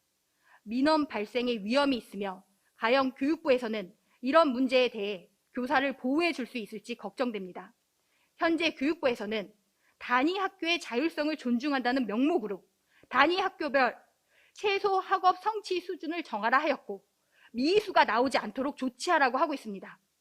학생의 미이수에 대한 책임을 교사 개인에게 주지 마십시오. 교사의 판단으로 학생에게 미이수를 준다면 그것을 받아들일 수 있는 사회적 분위기를 조성해 주십시오. 셋째, 교사 TO 조정 문제가 현 학교에서 가장 큰 문제가 되고 있습니다. 고교 학점제로 인해 교사 TO는 학생의 과목 선택에 의해 매년 변동의 가능성이 있습니다. 경기도 교육연구원에서 발행한 교육시선 2021년 3호를 보면 공교육 문제에 대한 학부모의 의견 중 교원의 잦은 이동 또한 공교육의 신뢰를 떨어뜨리는 중요한 요인이라고 나와 있습니다. 학생의 선택에 의해 매년 교사의 이동이 발생한다면 교사 간 분위기가 좋지 않을 것이며 공교육에 대한 신뢰도 및 교사 권위는 지금보다 더 떨어질 거라 생각됩니다. 교사당 학생 수를 줄여 잦은 이동이 발생하지 않도록 해주십시오. 또한 교사당 학생 수를 줄여주신 후 고교 학점제가 시행되길 바랍니다. 넷째, 고교 학점제의 성공적인 정착을 위해 공간 혁신에 대해 얘기를 많이 합니다. 현재와 같이 일률적인 30명 수업이 아닌 학생 과목 선택에 따라 15명, 45명 등 다양한 수의 학생이 수업을 받을 수 있도록 준비하라고 합니다. 공간 혁신 전에 학교 현실에서 문제가 되는 것은 교사당 학생 수입니다. 한 반 기준 학생 수는 30명입니다. 15명의 학생을 수업하는 교사가 있다면 어떤 반은 45명 수업하는 교사가 생길 수밖에 없습니다. 올해부터 모든 학생 대상 가세특의 생기부 작성이 원칙입니다. 누가 45명의 수업을 담당하길 원할까요? 어떤 교사도 15명의 수업을 원할 겁니다. 그럼 대단위 학생 대상 수업을 하는 교사에 대해 인센티브를 주면 된다고 얘기하실 수도 있습니다. 문제는 학급으로 정해지는 교사 TO는 정해져 있습니다. 학교 안에서 해결하라고 하지 마시고 교육부에서 직접적인 지원을 해주시길 바랍니다. 구체적인 인센티브를 알려주십시오. 공간을 변화시키는 것도 시간이 필요하지만 교사당 학생 수를 줄이는 것도 시간이 필요하다고 생각합니다. 교사당 학생 수를 먼저 줄인 후 고교 학점제를 시행해 주십시오. 마지막으로 교사에게 너무 많은 짐을 주지 않으셨으면 합니다. 열정만 가지고 고교 학점제를 정착시키기에는 많이 힘듭니다. 다과목, 다학년 수업을 힘들어하는 교사는 나쁜 교사라 치부하지 마시고 왜 학교 현장에서 힘들어하는지 오늘과 같이 귀 기울여 주셨으면 합니다. 들어만 주시지 마시고 현실적으로 지원해 주시길 부탁드립니다. 교사 업무 가중은 교육의 질 저하를 야기할 수밖에 없으며 고교 학점제를 담당하고 있는 부서로서 현실적으로 많은 어려움이 있습니다. 우선 해야 할 일이 너무 많습니다. 교사, 학생, 학부모 연수와 많은 행사들, 이를 진행해 나가는 데 필요한 프로그램조차 제대로 구비되어 있지 않습니다. 단위 학교의 자율성을 준다는 명목으로 고교 학점제 시행을 위한 행정적 준비 없이 단위 학교에서 알아서 운영하도록 하는 것은 교육부의 책무성이 떨어진다고 생각합니다. 고교 학점제 시행 전 언론에 공개한 대로 교사당 학생 비율을 절대적으로 줄이고 절대평가 전환 이후에 고교 학점제가 시행될 수 있도록 해주십시오. 고교 학점제를 진행하면서 학교 현장에서 느끼는 건 이상과 현실의 괴리에서 교육과정부라는 한 부서의 역할이 너무 크다고 생각됩니다. 고교학점제의 성공적인 안착을 위해서는 교사를 고교학점제 운영에 있어 수동적이 아닌 적극적인 주체가 되도록 해주십시오. 교사의 열정만을 강요하지 말아주십시오. 장기적으로 적용할 수 있도록 도와주십시오. 그리고 어떤 민원 발생에 있어서도 교사의 편이 되어주시길 부탁드립니다. 들어주셔서 감사합니다. 네, 네. 정은주 선생님의 실제적인 고교학점제 운영에 대한 말씀을 들었습니다. 그 실제 운영상에서는 말씀하신 대로 이상과 현실의 차이들이 있어서요. 그 많은 선생님들이 어려운 여러 가지 상황에서 굉장히 열정적으로 노력을 하고 있지만 그럼에도 불구하고 다양한 어려움이 있으시다는 것들을 현장의 목소리를 솔직하게 말씀해 주셨고요. 특히 제가 일부러 또 모시기도 했지만 계시는 고등학교가 수지구에 있는 고등학교고 굉장히 과밀하고 학생 수가 굉장히 많고 공간도 부족하고 또 학부모들은 교육열이 굉장히 높고 기대치가 높은 그런 지역이라서 이런 지역일수록 사실 고교학점제가 안착하기 굉장히 어려운 조건인 상황인 거거든요. 그래서 우려도 많이 있고요. 근데 그런 부분에 대해서 실제적인 이야기들을 해주셨습니다.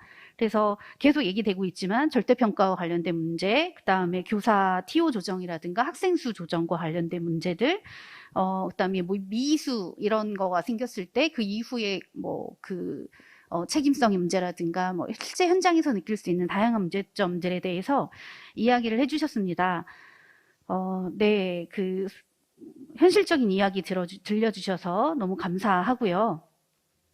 이런 여러 가지 문제점들에 대해서 사실은 답변 비슷하게 하셔야 될 것 같긴 한데요.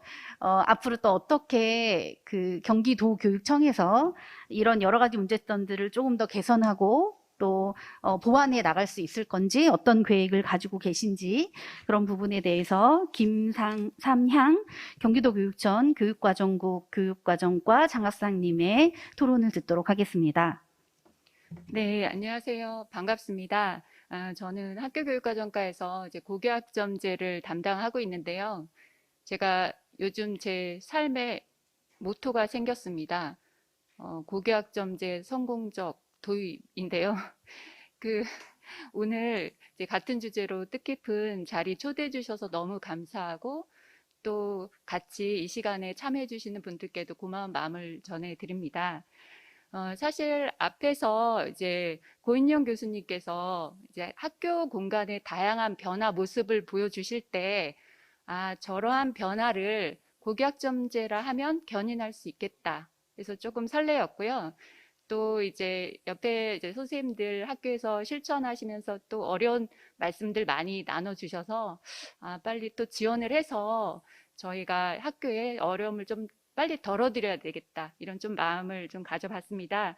그래서 제가 오늘은 앞에서 이제 토론자 선생님들께서 여러 가지 말씀을 나눠주신 가운데 다 있는 이야기이긴 한데, 간단하게 고교학점제가 지금 운영하고 있는 고등학교의 학년제 교육과정하고 그럼 뭐가 차이가 있는지, 도대체 뭐가 변하길래 좀 혼동과 오해? 이런 것이 있는지 좀 간략하게 설명하고, 그리고 이제 고교학점제라고 하는 게 국정과제로 교육부에서 이제 전국에 2025년부터 시행을 하겠다고 2월에도 종합추진계획이 발표되었는데 왜 경기도는 2022년 내년부터 한다고 하는지 그런 거에 대한 궁금증이 조금 있으셔서 그 부분 설명드리고 그다음에 이제 앞서서 나온 여러 가지 그 고민들 해결 방안 정책 방향에 대해서 간략하게 말씀을 드리도록 하겠습니다.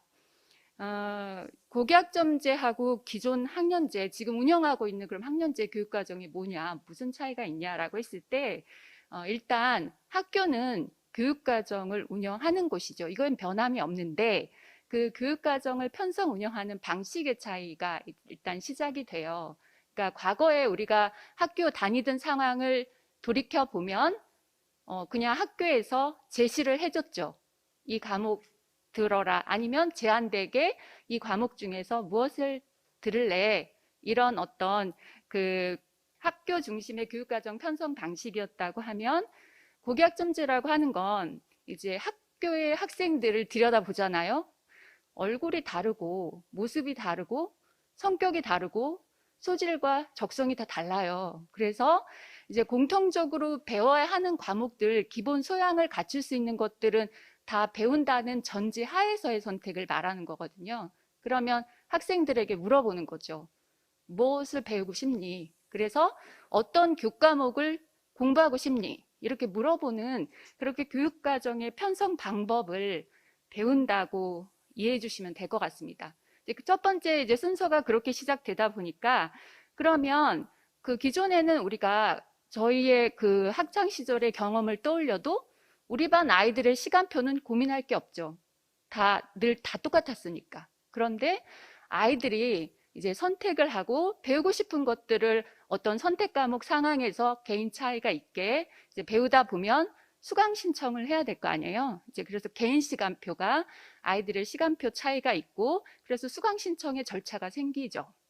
그리고 이제 그렇게 하고 나면 그 수업의 방식도 아까 이제 교수님께서 다양한 교실 환경의 모습을 보여주신 것처럼 수업 방법의 변화가 생기고 그러다 보니 그런 그 교육 방식에 따라서 교육 공간이 이제 연결되어서 교과 교실 중심으로 또 이제 바뀌게 되고 교실 학교 공간의 변화를 고민하게 되는 거죠. 그런데 이제 그렇게 되면은 이제 거기가 끝이냐? 선택한 과목을 가지고 열심히 수업을 하고 당연히 평가를 하잖아요. 근데 지금의 이제 고등학교 상황을 보면 평가를 할 때 아이들의 평가 방식은 아시죠? 등급제. 그러니까 어디를 가도 내가 아무리 열심히 해도 1등급부터 점수에 의해서 상대적 서열의 방식으로 평가가 되잖아요. 그건 되게 부당하지 않습니까? 그래서 이것들을 학생을 평가할 때 그냥 아이들의 성취도나 이런 걸 무시하고 무조건 점수에 따라서 0점, 1점, 2점 이런 거에서 서열에 매겨지는 방식이 아니라 그 수업 시간에 선생님이 최소한의 어떤 학업 성취 기준을 가지고 계시거든요. 그거에 도달할 수 있고 또 배움에 이제 어려운 학생들을 피드백을 강화해서 이제 공부를 잘하는 학생만을 주목해서 이제 모든 교육 과정을 운영하는 게 아니라 모든 교실의 아이들의 수준과 능력에 따라서 이제 평가의 피드백, 또 책임 교육을 강화하는 것이라고 이해해 주시면 되고요. 그렇게 돼서 이제 학점이 취득이 되고 그다음에 이제 뭐 학점이 일정 기준에 채워지면 졸업을 하는 것이고 이제 기존에 지금 저희가 같은 학년제는 그냥 학점이 뭐 몇 학점이든 이런 거에 관계없이 학교만 일정 일수만 출석을 하게 되면 졸업을 하는 거죠. 그래서 다시 한마디로 말씀을 드리면 기존 학년제보다 이제 고교학점제라고 하는 거는 어떤 교육과정의 질적 변화 이런 것들을 추구하고 사실 여기 계신 분 또 오늘 토론회에 참여하고 계신 모든 분들은 이 고교학점제 가치와 철학에 대해서 반대하시는 분은 없으신 것 같아요. 그래서 이제 이런 걸 지향하고 있다, 이런 차이가 있다, 이렇게 좀 이해를 해주시면 좋을 것 같습니다. 그런데 이제 그거는 다 좋은데 교육부에서 2025년에 전면 시행을 한다 하는데 왜 경기도는 내년이냐, 좀 이따 하면 안 되냐 이런 말씀 참 많이 하세요. 근데 아까 이제 우리 신봉고 선생님께서도 이제 선도학교를 1년차, 2년차, 3년차의 모습을 이렇게 쭉 그 실천 과정을 말해 주신 것처럼 학교에는 굉장히 다양한 요구와 필요를 가지고 있는 구성원이 계시고요. 그 다음에 정말 학교 문화도 지역 여건에 따라서 굉장히 다릅니다. 그럼 우리가 25년에 전면 시행을 해서 성공적으로 그때부터 잘 안착하자, 도입해서 고교학점제가 잘 안착되게 하면 된다라고 했을 때 그 학교가 고교학점제 맥락에 맞는 문화와 그런 교육과정 중심의 학교 운영을 할 수 있을지 이거에 대한 의문이거든요.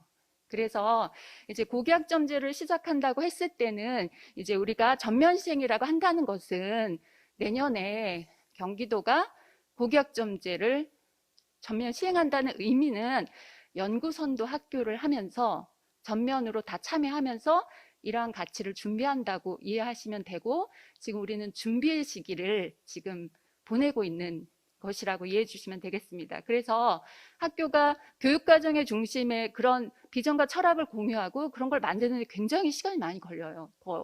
1년 또는 그 이상이 걸리기도 하고, 그러면 그런 철학을 반영할 수 있는 수업, 평가 어떻게 할 것이냐, 이 부분에 대한 선생님들의 역량, 또 그런 학교의 프로세스, 이걸 만드는 데 시간이 걸립니다. 이게 하루아침에 되는 것이 아닌 거는 이 옆에 계신 이제 교감 선생님이나 학교 현장에 계신 분들 다 아실 거예요.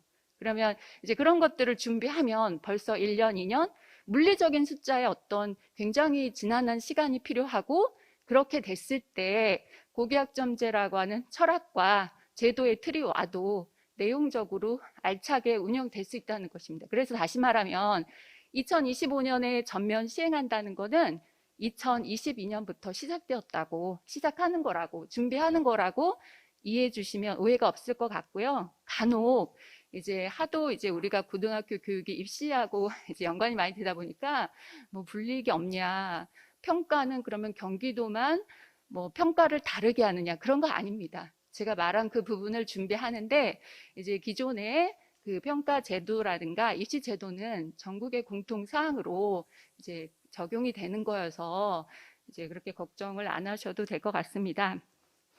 그러면 이제 이어서 저희가 그 고교학점제를 이제 내년에 올해 뭐 일반고가 85% 영구선도 학교를 시작해 주시고 내년에 100% 이제 운영한다고 하고, 그다음에 옆에 계신 상영고 교감 선생님이나 신봉고 부장님도 고교학점제를 이런 맥락에서 굉장히 열심히 운영을 해오셨어요. 근데 아까도 여러 가지 이제 어려운 점을 많이 말씀해 주셨죠. 근데 이제 오늘 말씀 나눈 것뿐만 아니라 사실 저희도 계속 이제 담당자들 분이나 학교들의 어떤 상황을 모니터링하면서 그런 것들을 현장 의견을 좀 종합해 보면, 지금 우리가 고교학점제를 영구선도학교의 시범 적용을 통해서 적용하는 이 과정에서 약간 어렵게 되는 게 좀 약간 범주화가 돼요. 첫 번째는 이제 철학과 공감대가 좀 부족한 부분, 그다음에 교육 인프라가 부족한 것, 공간, 아까 말한 선생님 수라든가 뭐 그런 다과목 지도 역량, 또는 대입제도 같은 교육제도가 아직 마련이 안 된 거, 이런 부분으로 크게 나뉠 수가 있습니다. 그래서 가장 궁금해 하실 거라고 생각이 드는 그 학생 선택형 교육과정을 운영하는 데 있어서 그 교사의 다과목 지도, 수업 실수 증가, 또 교사가 더 필요한 이 부분에 대해서 도대체 어떤 지원을 해주려고 하는지, 어떤 그 정책 방향을 가지고 있는지 간략하게 이제 설명을 드리겠습니다. 저희는 이제 학생 중심형 교육과정을 편성하기 위해서는 당연히 교사가 다과목을 가리키는 것들은 뭐 국어 선생님이 수학을 가리키는 이런 스펙타클한 그런 그 교과를 이렇게 다양하게 하는 것이 아니라 같은 교과군 내에서 국어 계열 뭐 또는 과학 그 안에서의 어떤 다과목 지도가 많이 발생이 되는데, 그런 지도 또는 어떤 경우에는 아이들의 선택권을 어느 정도 보장해 주느냐에 따라서 달라지긴 하지만 선생님이 물리적으로 더 필요하세요. 그때는 이제 저희가 크게 두 가지로 나눠서 지금 지원을 하고 있는데, 첫 번째는 선생님들의 역량이 필요한 경우는 연수 방법을 통해서 이제 지원을 하고 있고, 교사가 부족한 과목은 추가적으로 저희가 교과순회 전담 교사를 배치해서 운영을 해요. 그러니까 한 선생님이 여러 학교를 돌아다니시면서 추가로 소요되는 그 교과목을 충원을 해주고, 올해 15개 교육지원청에서 시범 운영하고 있는데, 이제 내년 수요는 올 4월부터 적극적으로 학교 신청을 받아서 학교가 정말 더 필요하다고 하는 그 강좌에 대한 교사를 적극 지원할 예정입니다. 그리고 또 이제 장기적으로 이제 아까 부장님들께서 요청하시고 현장의 다양한 의견들을 보면 조금 제도적으로 정비를 하고 단계적으로 진행해야 될 그 교사 인력 배치나 이런 부분이 있어요. 다시 말하면 이제 예비 교사나 현직 교사의 뭐 복수 전공, 부전공 활성화라든가 교원 자격 임용 체제를 개선한다거나, 또는 아까 말한 고등학교 교사 배치 기준을 변경해야 되잖아요. 또는 특정 분야의 그 자격이 없는 사람도 기간제로 채용되어서 이제 가르칠 수 있는 근거를 마련하기 위한 이런 법령 개정 등이 관련 부서와 함께 이제 그 정해진 시점에 완성될 수 있도록 저희가 이제 정책적으로 같이 협의해서 만들어 나갈 예정입니다. 그리고 시간이 좀 그래서 그리고 두 번째로 이제 또 가장 그 고교학점제를 하시면서 오해와 어려움이라고 생각하는 부분이 그 교과 이수 기준이요. 다시 말하면 고교학점제는 선택하게 하고 책임지게 하는 거야라고 하니까 그럼 페일이 생기네. 그럼 이 민원을 어떻게 해? 그럼 학교 아이는 졸업 못하는 거야? 이런 걱정 있잖아요. 그래서 그 부분은 도대체 어떤 방안을 가지고 지금 준비하느냐라고 했을 때 저희가 이제 그 이수 미수 이 부분은 어떤 맥락에서 이해를 하시면 되냐면 교실에 아이들이 한 30명이 20명이 공부를 하면 아이들마다 배움의 속도가 다 달라요. 그러면 배움이 늦은 아이들은 뭔가 중간에 피드백을 통해서 지속적으로 살펴봐 주시고 뭔가 다시 학습의 기회를 주어서 그 과정에서 이제 어려운 것들을 적극적으로 지원할 수 있는 이런 수업의 모습을 만드는 거가 목적이에요. 그 아이가 누군지를 찾아서 얘는 페일이야. 조건에 안 맞네.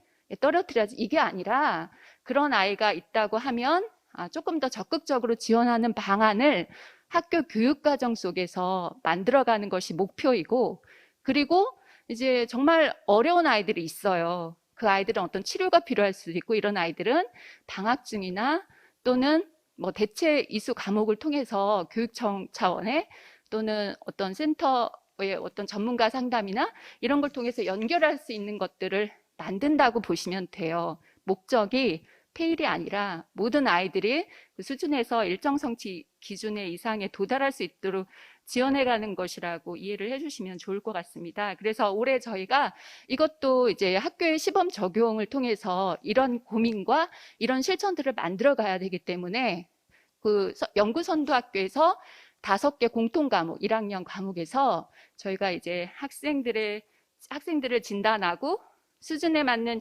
예방과 보충 학습을 지원하고 또 학기 중에 그 보충 학습을 할 수 있는 그런 학습 자료를 다 보급을 했어요. 그래서 이제 학교 사정에 맞게 다양하게 만들어도 되지만 그런 걸 고민하면서 같이 그런 아이들의 어려움을 함께 고민해주고 지원해주는 그런 수업의 어떤 평가의 모습을 좀 만들어보자. 이렇게 해서 확대해 나가고 있고요. 이제 이런 것이 학교에서 조금 더 안착이 되고 일상화되면 선택 과목 전체에게로 이제 저희가 확대해 나가려고 하는 그런 준비를 하고 있습니다. 그리고 이제 끝으로 학교가 이제 고교학점제 운영을 하기 위한 공간 혁신 이 얘기를 참 많이 하세요. 그래서 제가 시간을 너무 많이 하려는 것 같아서 간략하게 말씀드리면 공간 부분에 대해서는 이제 저희 미래교육정책과하고 시설과에서 실시하는 공간 영역 단위 사업하고 그린 스마트 스쿨 사업이 있어요. 그래서 이제 그런 그 학교의 부분적인 리모델링 사업, 증개축 사업이 있는데 그렇게 고등학교에 적극적인 지원을 할 수 있도록 지금 관련 부서에서 최선을 다해서 지금 고민해 주시고 계시고 그리고 그렇게 리모델링하고 증개축이 될 때 고교학점제 교육과정을 잘 운영할 수 있는 그런 공간의 재구조화 방안에 대해서 지금 함께 협의해 나가고 있는 상황입니다. 그리고 이제 그 학교의 모든 선생님들 학교 단위에서 고교학점제를 책임져라, 완성해라, 이건 말이 안 됩니다. 그래서 저희가 이제 이거를 지원할 수 있는 센터가 있어야 된다. 그게 어딜까? 현재는 교육지원청입니다. 그래서 저희가 교육지원청 좀 어려운 상황이지만 학교에서 이 어려움을 같이 지원하고 있는 고민들을 하시기 위해서 올해 여러 학교 교육지원청이 교육과정 마을 캠퍼스직에 참여해 주셨어요. 그래서 이제 인적, 물적 인프라 아마 학교에서는 충분하지 않을 거예요. 왜? 그 지원 말고도 해야 될 일이 많으시니까. 그래서 그렇지만 그런 어려움을 충분히 공감하고 있고 그 가시화되는 시점이 조금 저희가 각자의 위치에서 열심히 하고 있지만 이제 제도적인 것까지 결합이 돼야 되는 그런 시간적 차이도 좀 고민이 되고 있고요. 그리고 다행히 교육부에서 2월 17일에 고교학점제 종합 추진 계획이 발표가 되어서 그 필요한 세부 그 제도적인 그 정책 추진 시점과 일정들은 제시를 해주셨어요. 그래서 이제 그 시계대로 가고 우리는 단기적으로 어느 정도 일정 근시안적으로 준비해야 될 것들은 해야 되지 않겠느냐. 그 범위에서 이해해 주시고 함께 참여해 주시고 어렵지만 서로 격려해 주시면서 고교학점제를 함께 만들어 나가면 참 좋을 것 같다는 생각입니다. 고맙습니다. 네, 네, 감사합니다. 경기도가 왜 좀 빨리 내년부터 전면 도입하면서 시행하는지에 대한 설명도 해주셨고요. 그리고 뭐 지금 여러 가지 얘기 나온 것들에 대한 뭐 교과 전담, 순회 전담 교사라든가 뭐 외부 교사나 다른 교원과 관련된 부분에 대해서 노력하고 계시는 점들 말씀해 주셨고, 법령 개정하기 위해서 또 적극 같이 하고 계시다는 말씀도 해주셨고, 구체적인 여러 가지 말씀들, 지원을 강화하기 위한 노력들도 같이 얘기해 주셨습니다. 현장에서는 사실 이 부분이 좀 부족하다 느껴질 수는 있지만, 그럼에도 불구하고 다양한 부분에 대해서 노력을 하고 있는 점은 저희도 충분히 알 수는 있는데, 이게 이제 조금 더 많이 소통하고 또 교육지원청까지 확대돼서 교육지원청이 보다 적극적으로 현장의 어려움들을 적극적으로 지원할 수 있는 체계가 좀 갖추어지면 더 좋겠다라는 생각이 들고요. 그럼에도 불구하고 저는 이렇게 오늘 토론을 이렇게 쭉 들으면서 여러 가지 어려움이 있긴 하지만, 그럼에도 불구하고 자발적으로 선택한 과목이기 때문에 엎드려 자는 애들이 좀 줄어들고 계속 이동하고, 그렇게 하면서 교육에 대한 어떤 집중도가 좋아진다는 점이랑, 과학도 과목을 선택해야 되기 때문에 어쩔 수 없이 진로에 대해서 고민을 해야 되고, 그 진로 교육 고민에 대해서 선생님들이 또 적극적으로 지원하셔서 진로 교육을 병행하는 과목 선택이 되도록 노력해 주시는 점, 정말 어렵지만 현장에서 그렇게 하고 계시다는 점에 굉장히 좀 감동이고요. 또 그렇게 변화해 가고 있다는 거에 고교학점제가 좀 더 잘 자리 잡을 수 있는 긍정적인 장점이 아닌가, 이런 생각을 했습니다. 저희 토론은 이 정도로 마치면 될 것 같고요. 상호 토론이나 질의응답 시간을 갖도록 하겠습니다. 혹시 주제 발제해 주신 고인용 교수님이나 아니면 다른 분들 서로 질문이나 의견 얘기해 주실 거 있으시면 얘기해 주시면 좋겠는데요. 없으신가요? 저희 학교 같은 경우는 신봉고등학교도 마찬가지일 것 같은데 BTL 학교라고 하죠. 예, 그래서 공간도 여유는 전혀 없지만 만약에 유휴 공간이 생기더라도 그거를 좀 이렇게 구조를 변경하는 거에 있어서 굉장히 어떤 법적인 조치가 강해서 손을 못 대는 경우도 많거든요. 그래서 그런 부분에 있어서도 좀 한계점은 있다라고 생각을 합니다. 저희는 그 부분도 어떻게 해결이 될 수 있는 거는 아닌지.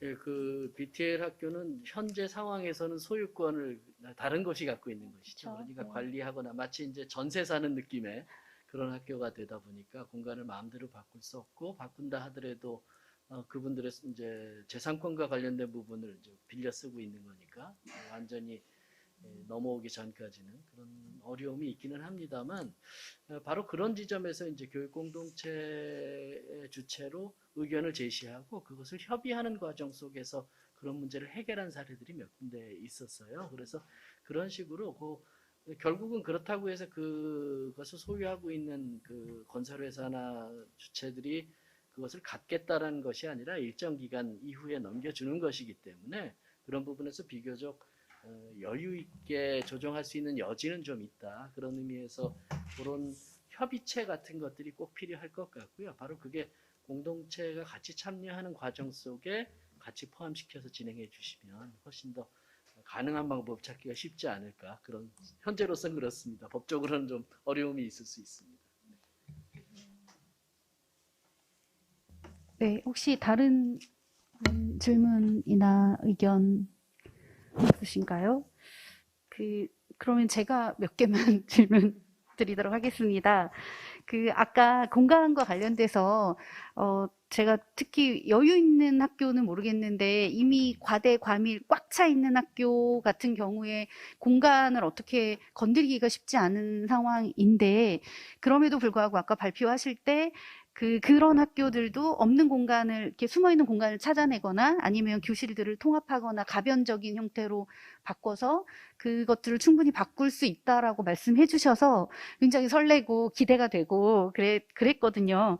그래서 뭐 그런 방안들이나 아니면 그 공간에 한계가 있을 때 지역사회랑 연결해서 뭐 외부 공간들과 협력하는 방안인데 제 생각에는 요즘에 굉장히 다양한 곳에 작은 도서관이나 도서관들이 굉장히 많이 있거든요. 혹시 그런 뭐 외부 다양한 기관들하고 연결할 수 있는 그런 방안도 있을 수 있을까요? 교수님? 네, 그런 것과 관련해서 우선 가장 중요한 것은 학교의 지금까지 그 시설 관리 기준에 보면 학습 공간이라고 하는 것이 있고 그 다음에 나머지는 지원 공간이나 공유 공간이라고 하는 것으로 이제 돼 있죠. 그 퍼센트가 상당한 숫자로 이루어집니다. 그러니까 학습 공간이 70% 정도 차지하고요. 나머지 공간이 대략 한 30% 정도 차지하도록 체육장을 포함해서요.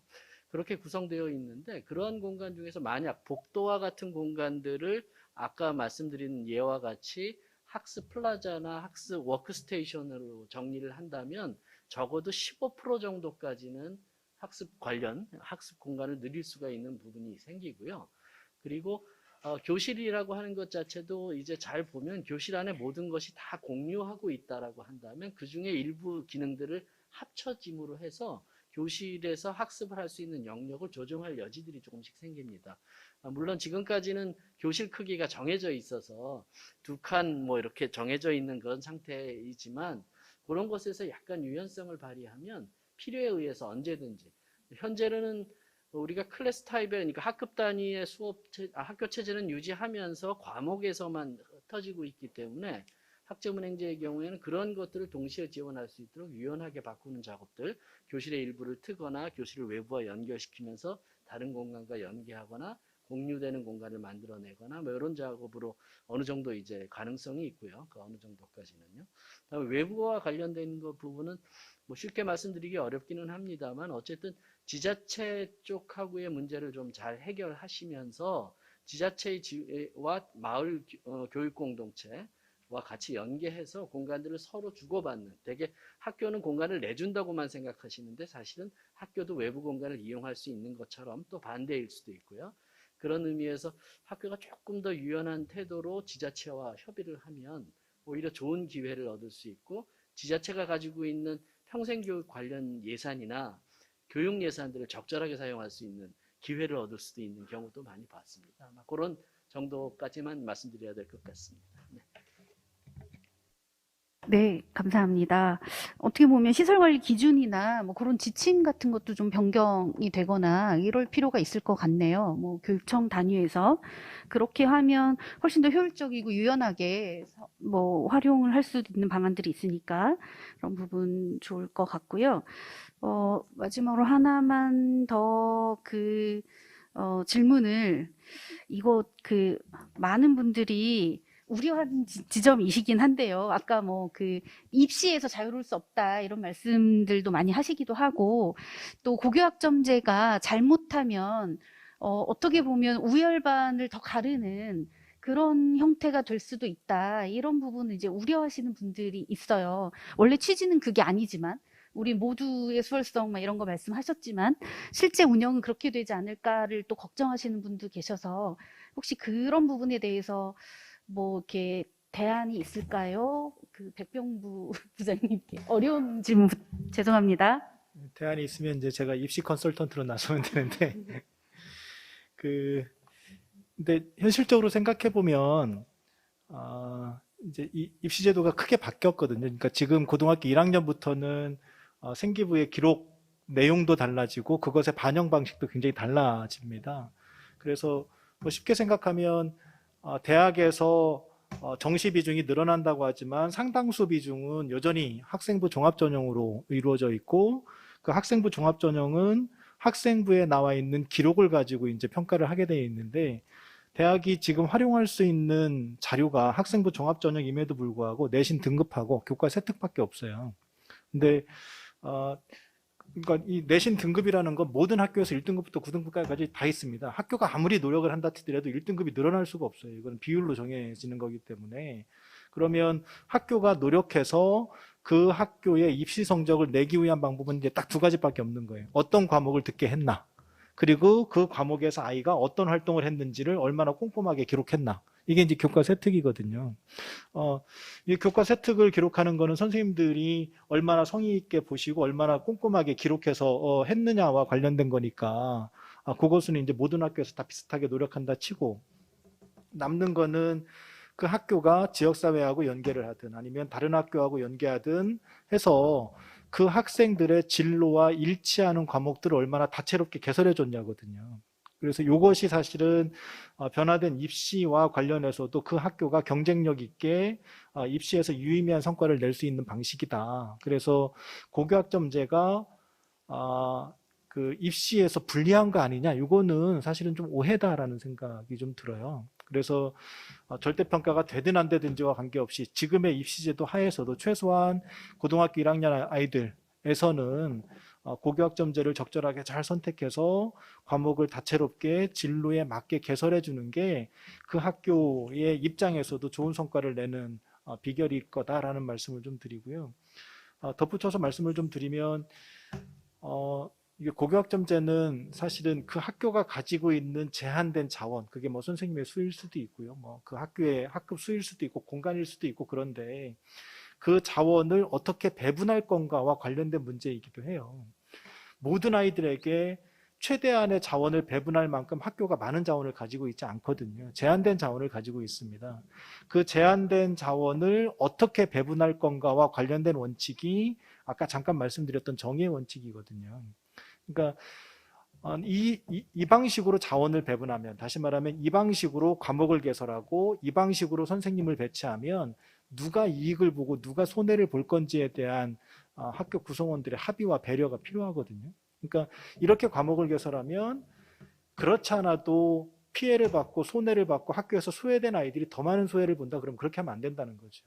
그래서 그 학교에서 좀 그 어려운 아이들, 또 기존의 교육체제에서 기존의 과목 구조에서 좀 피해를 봤던 친구들에게 이 고교학점제가 이익이 되는 방식으로 과목이 개설될 수 있도록 그렇게 좀 뜻을 모으고 자원 배분의 원칙을 잡아가는 게 어떨까. 그게 결국은 이제 그 학교에서 과목 안 개설해도 그 아이는 1등급이 된 애들은 1등급이 돼요. 그리고 그 1등급 된 애들은 좋은 대학 가거든요. 근데 그렇지 않은 아이들에게 이 고교학점제가 지원될 수 있도록 원칙을, 정의의 원칙에 입각해서 하면 어떨까, 그런 제안을 좀 드립니다.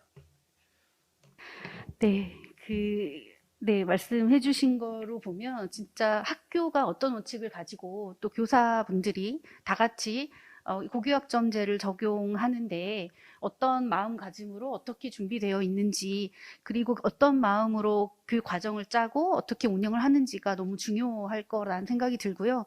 그분들이 그렇게 주체적으로 하실 수 있도록 교육청과 교육지원청이 최대한 노력을 다 하시는 게 필요하겠다라는 생각이 들고, 또 뭐 학부모들까지 포함해서 전체적으로 우리 학교가, 우리들의 학교의 공간이 조금 더 긍정적인 방향으로 남들이 부러워하는 경기도 교육이 되었으면 좋겠다는 생각이 듭니다. 여러 가지의 노력해 주시고 토론해 주시고 발제해 주신 모든 분께 감사드리고요. 이것으로 2021년 상반기 경기교육정책토론회 고교학점제 성공적 도입을 위한 준비방안 모색 토론회를 모두 마치겠습니다. 오늘 나온 좋은 의견이 정책에 반영될 수 있도록 저도 또한 적극 노력하도록 하겠습니다. 감사합니다.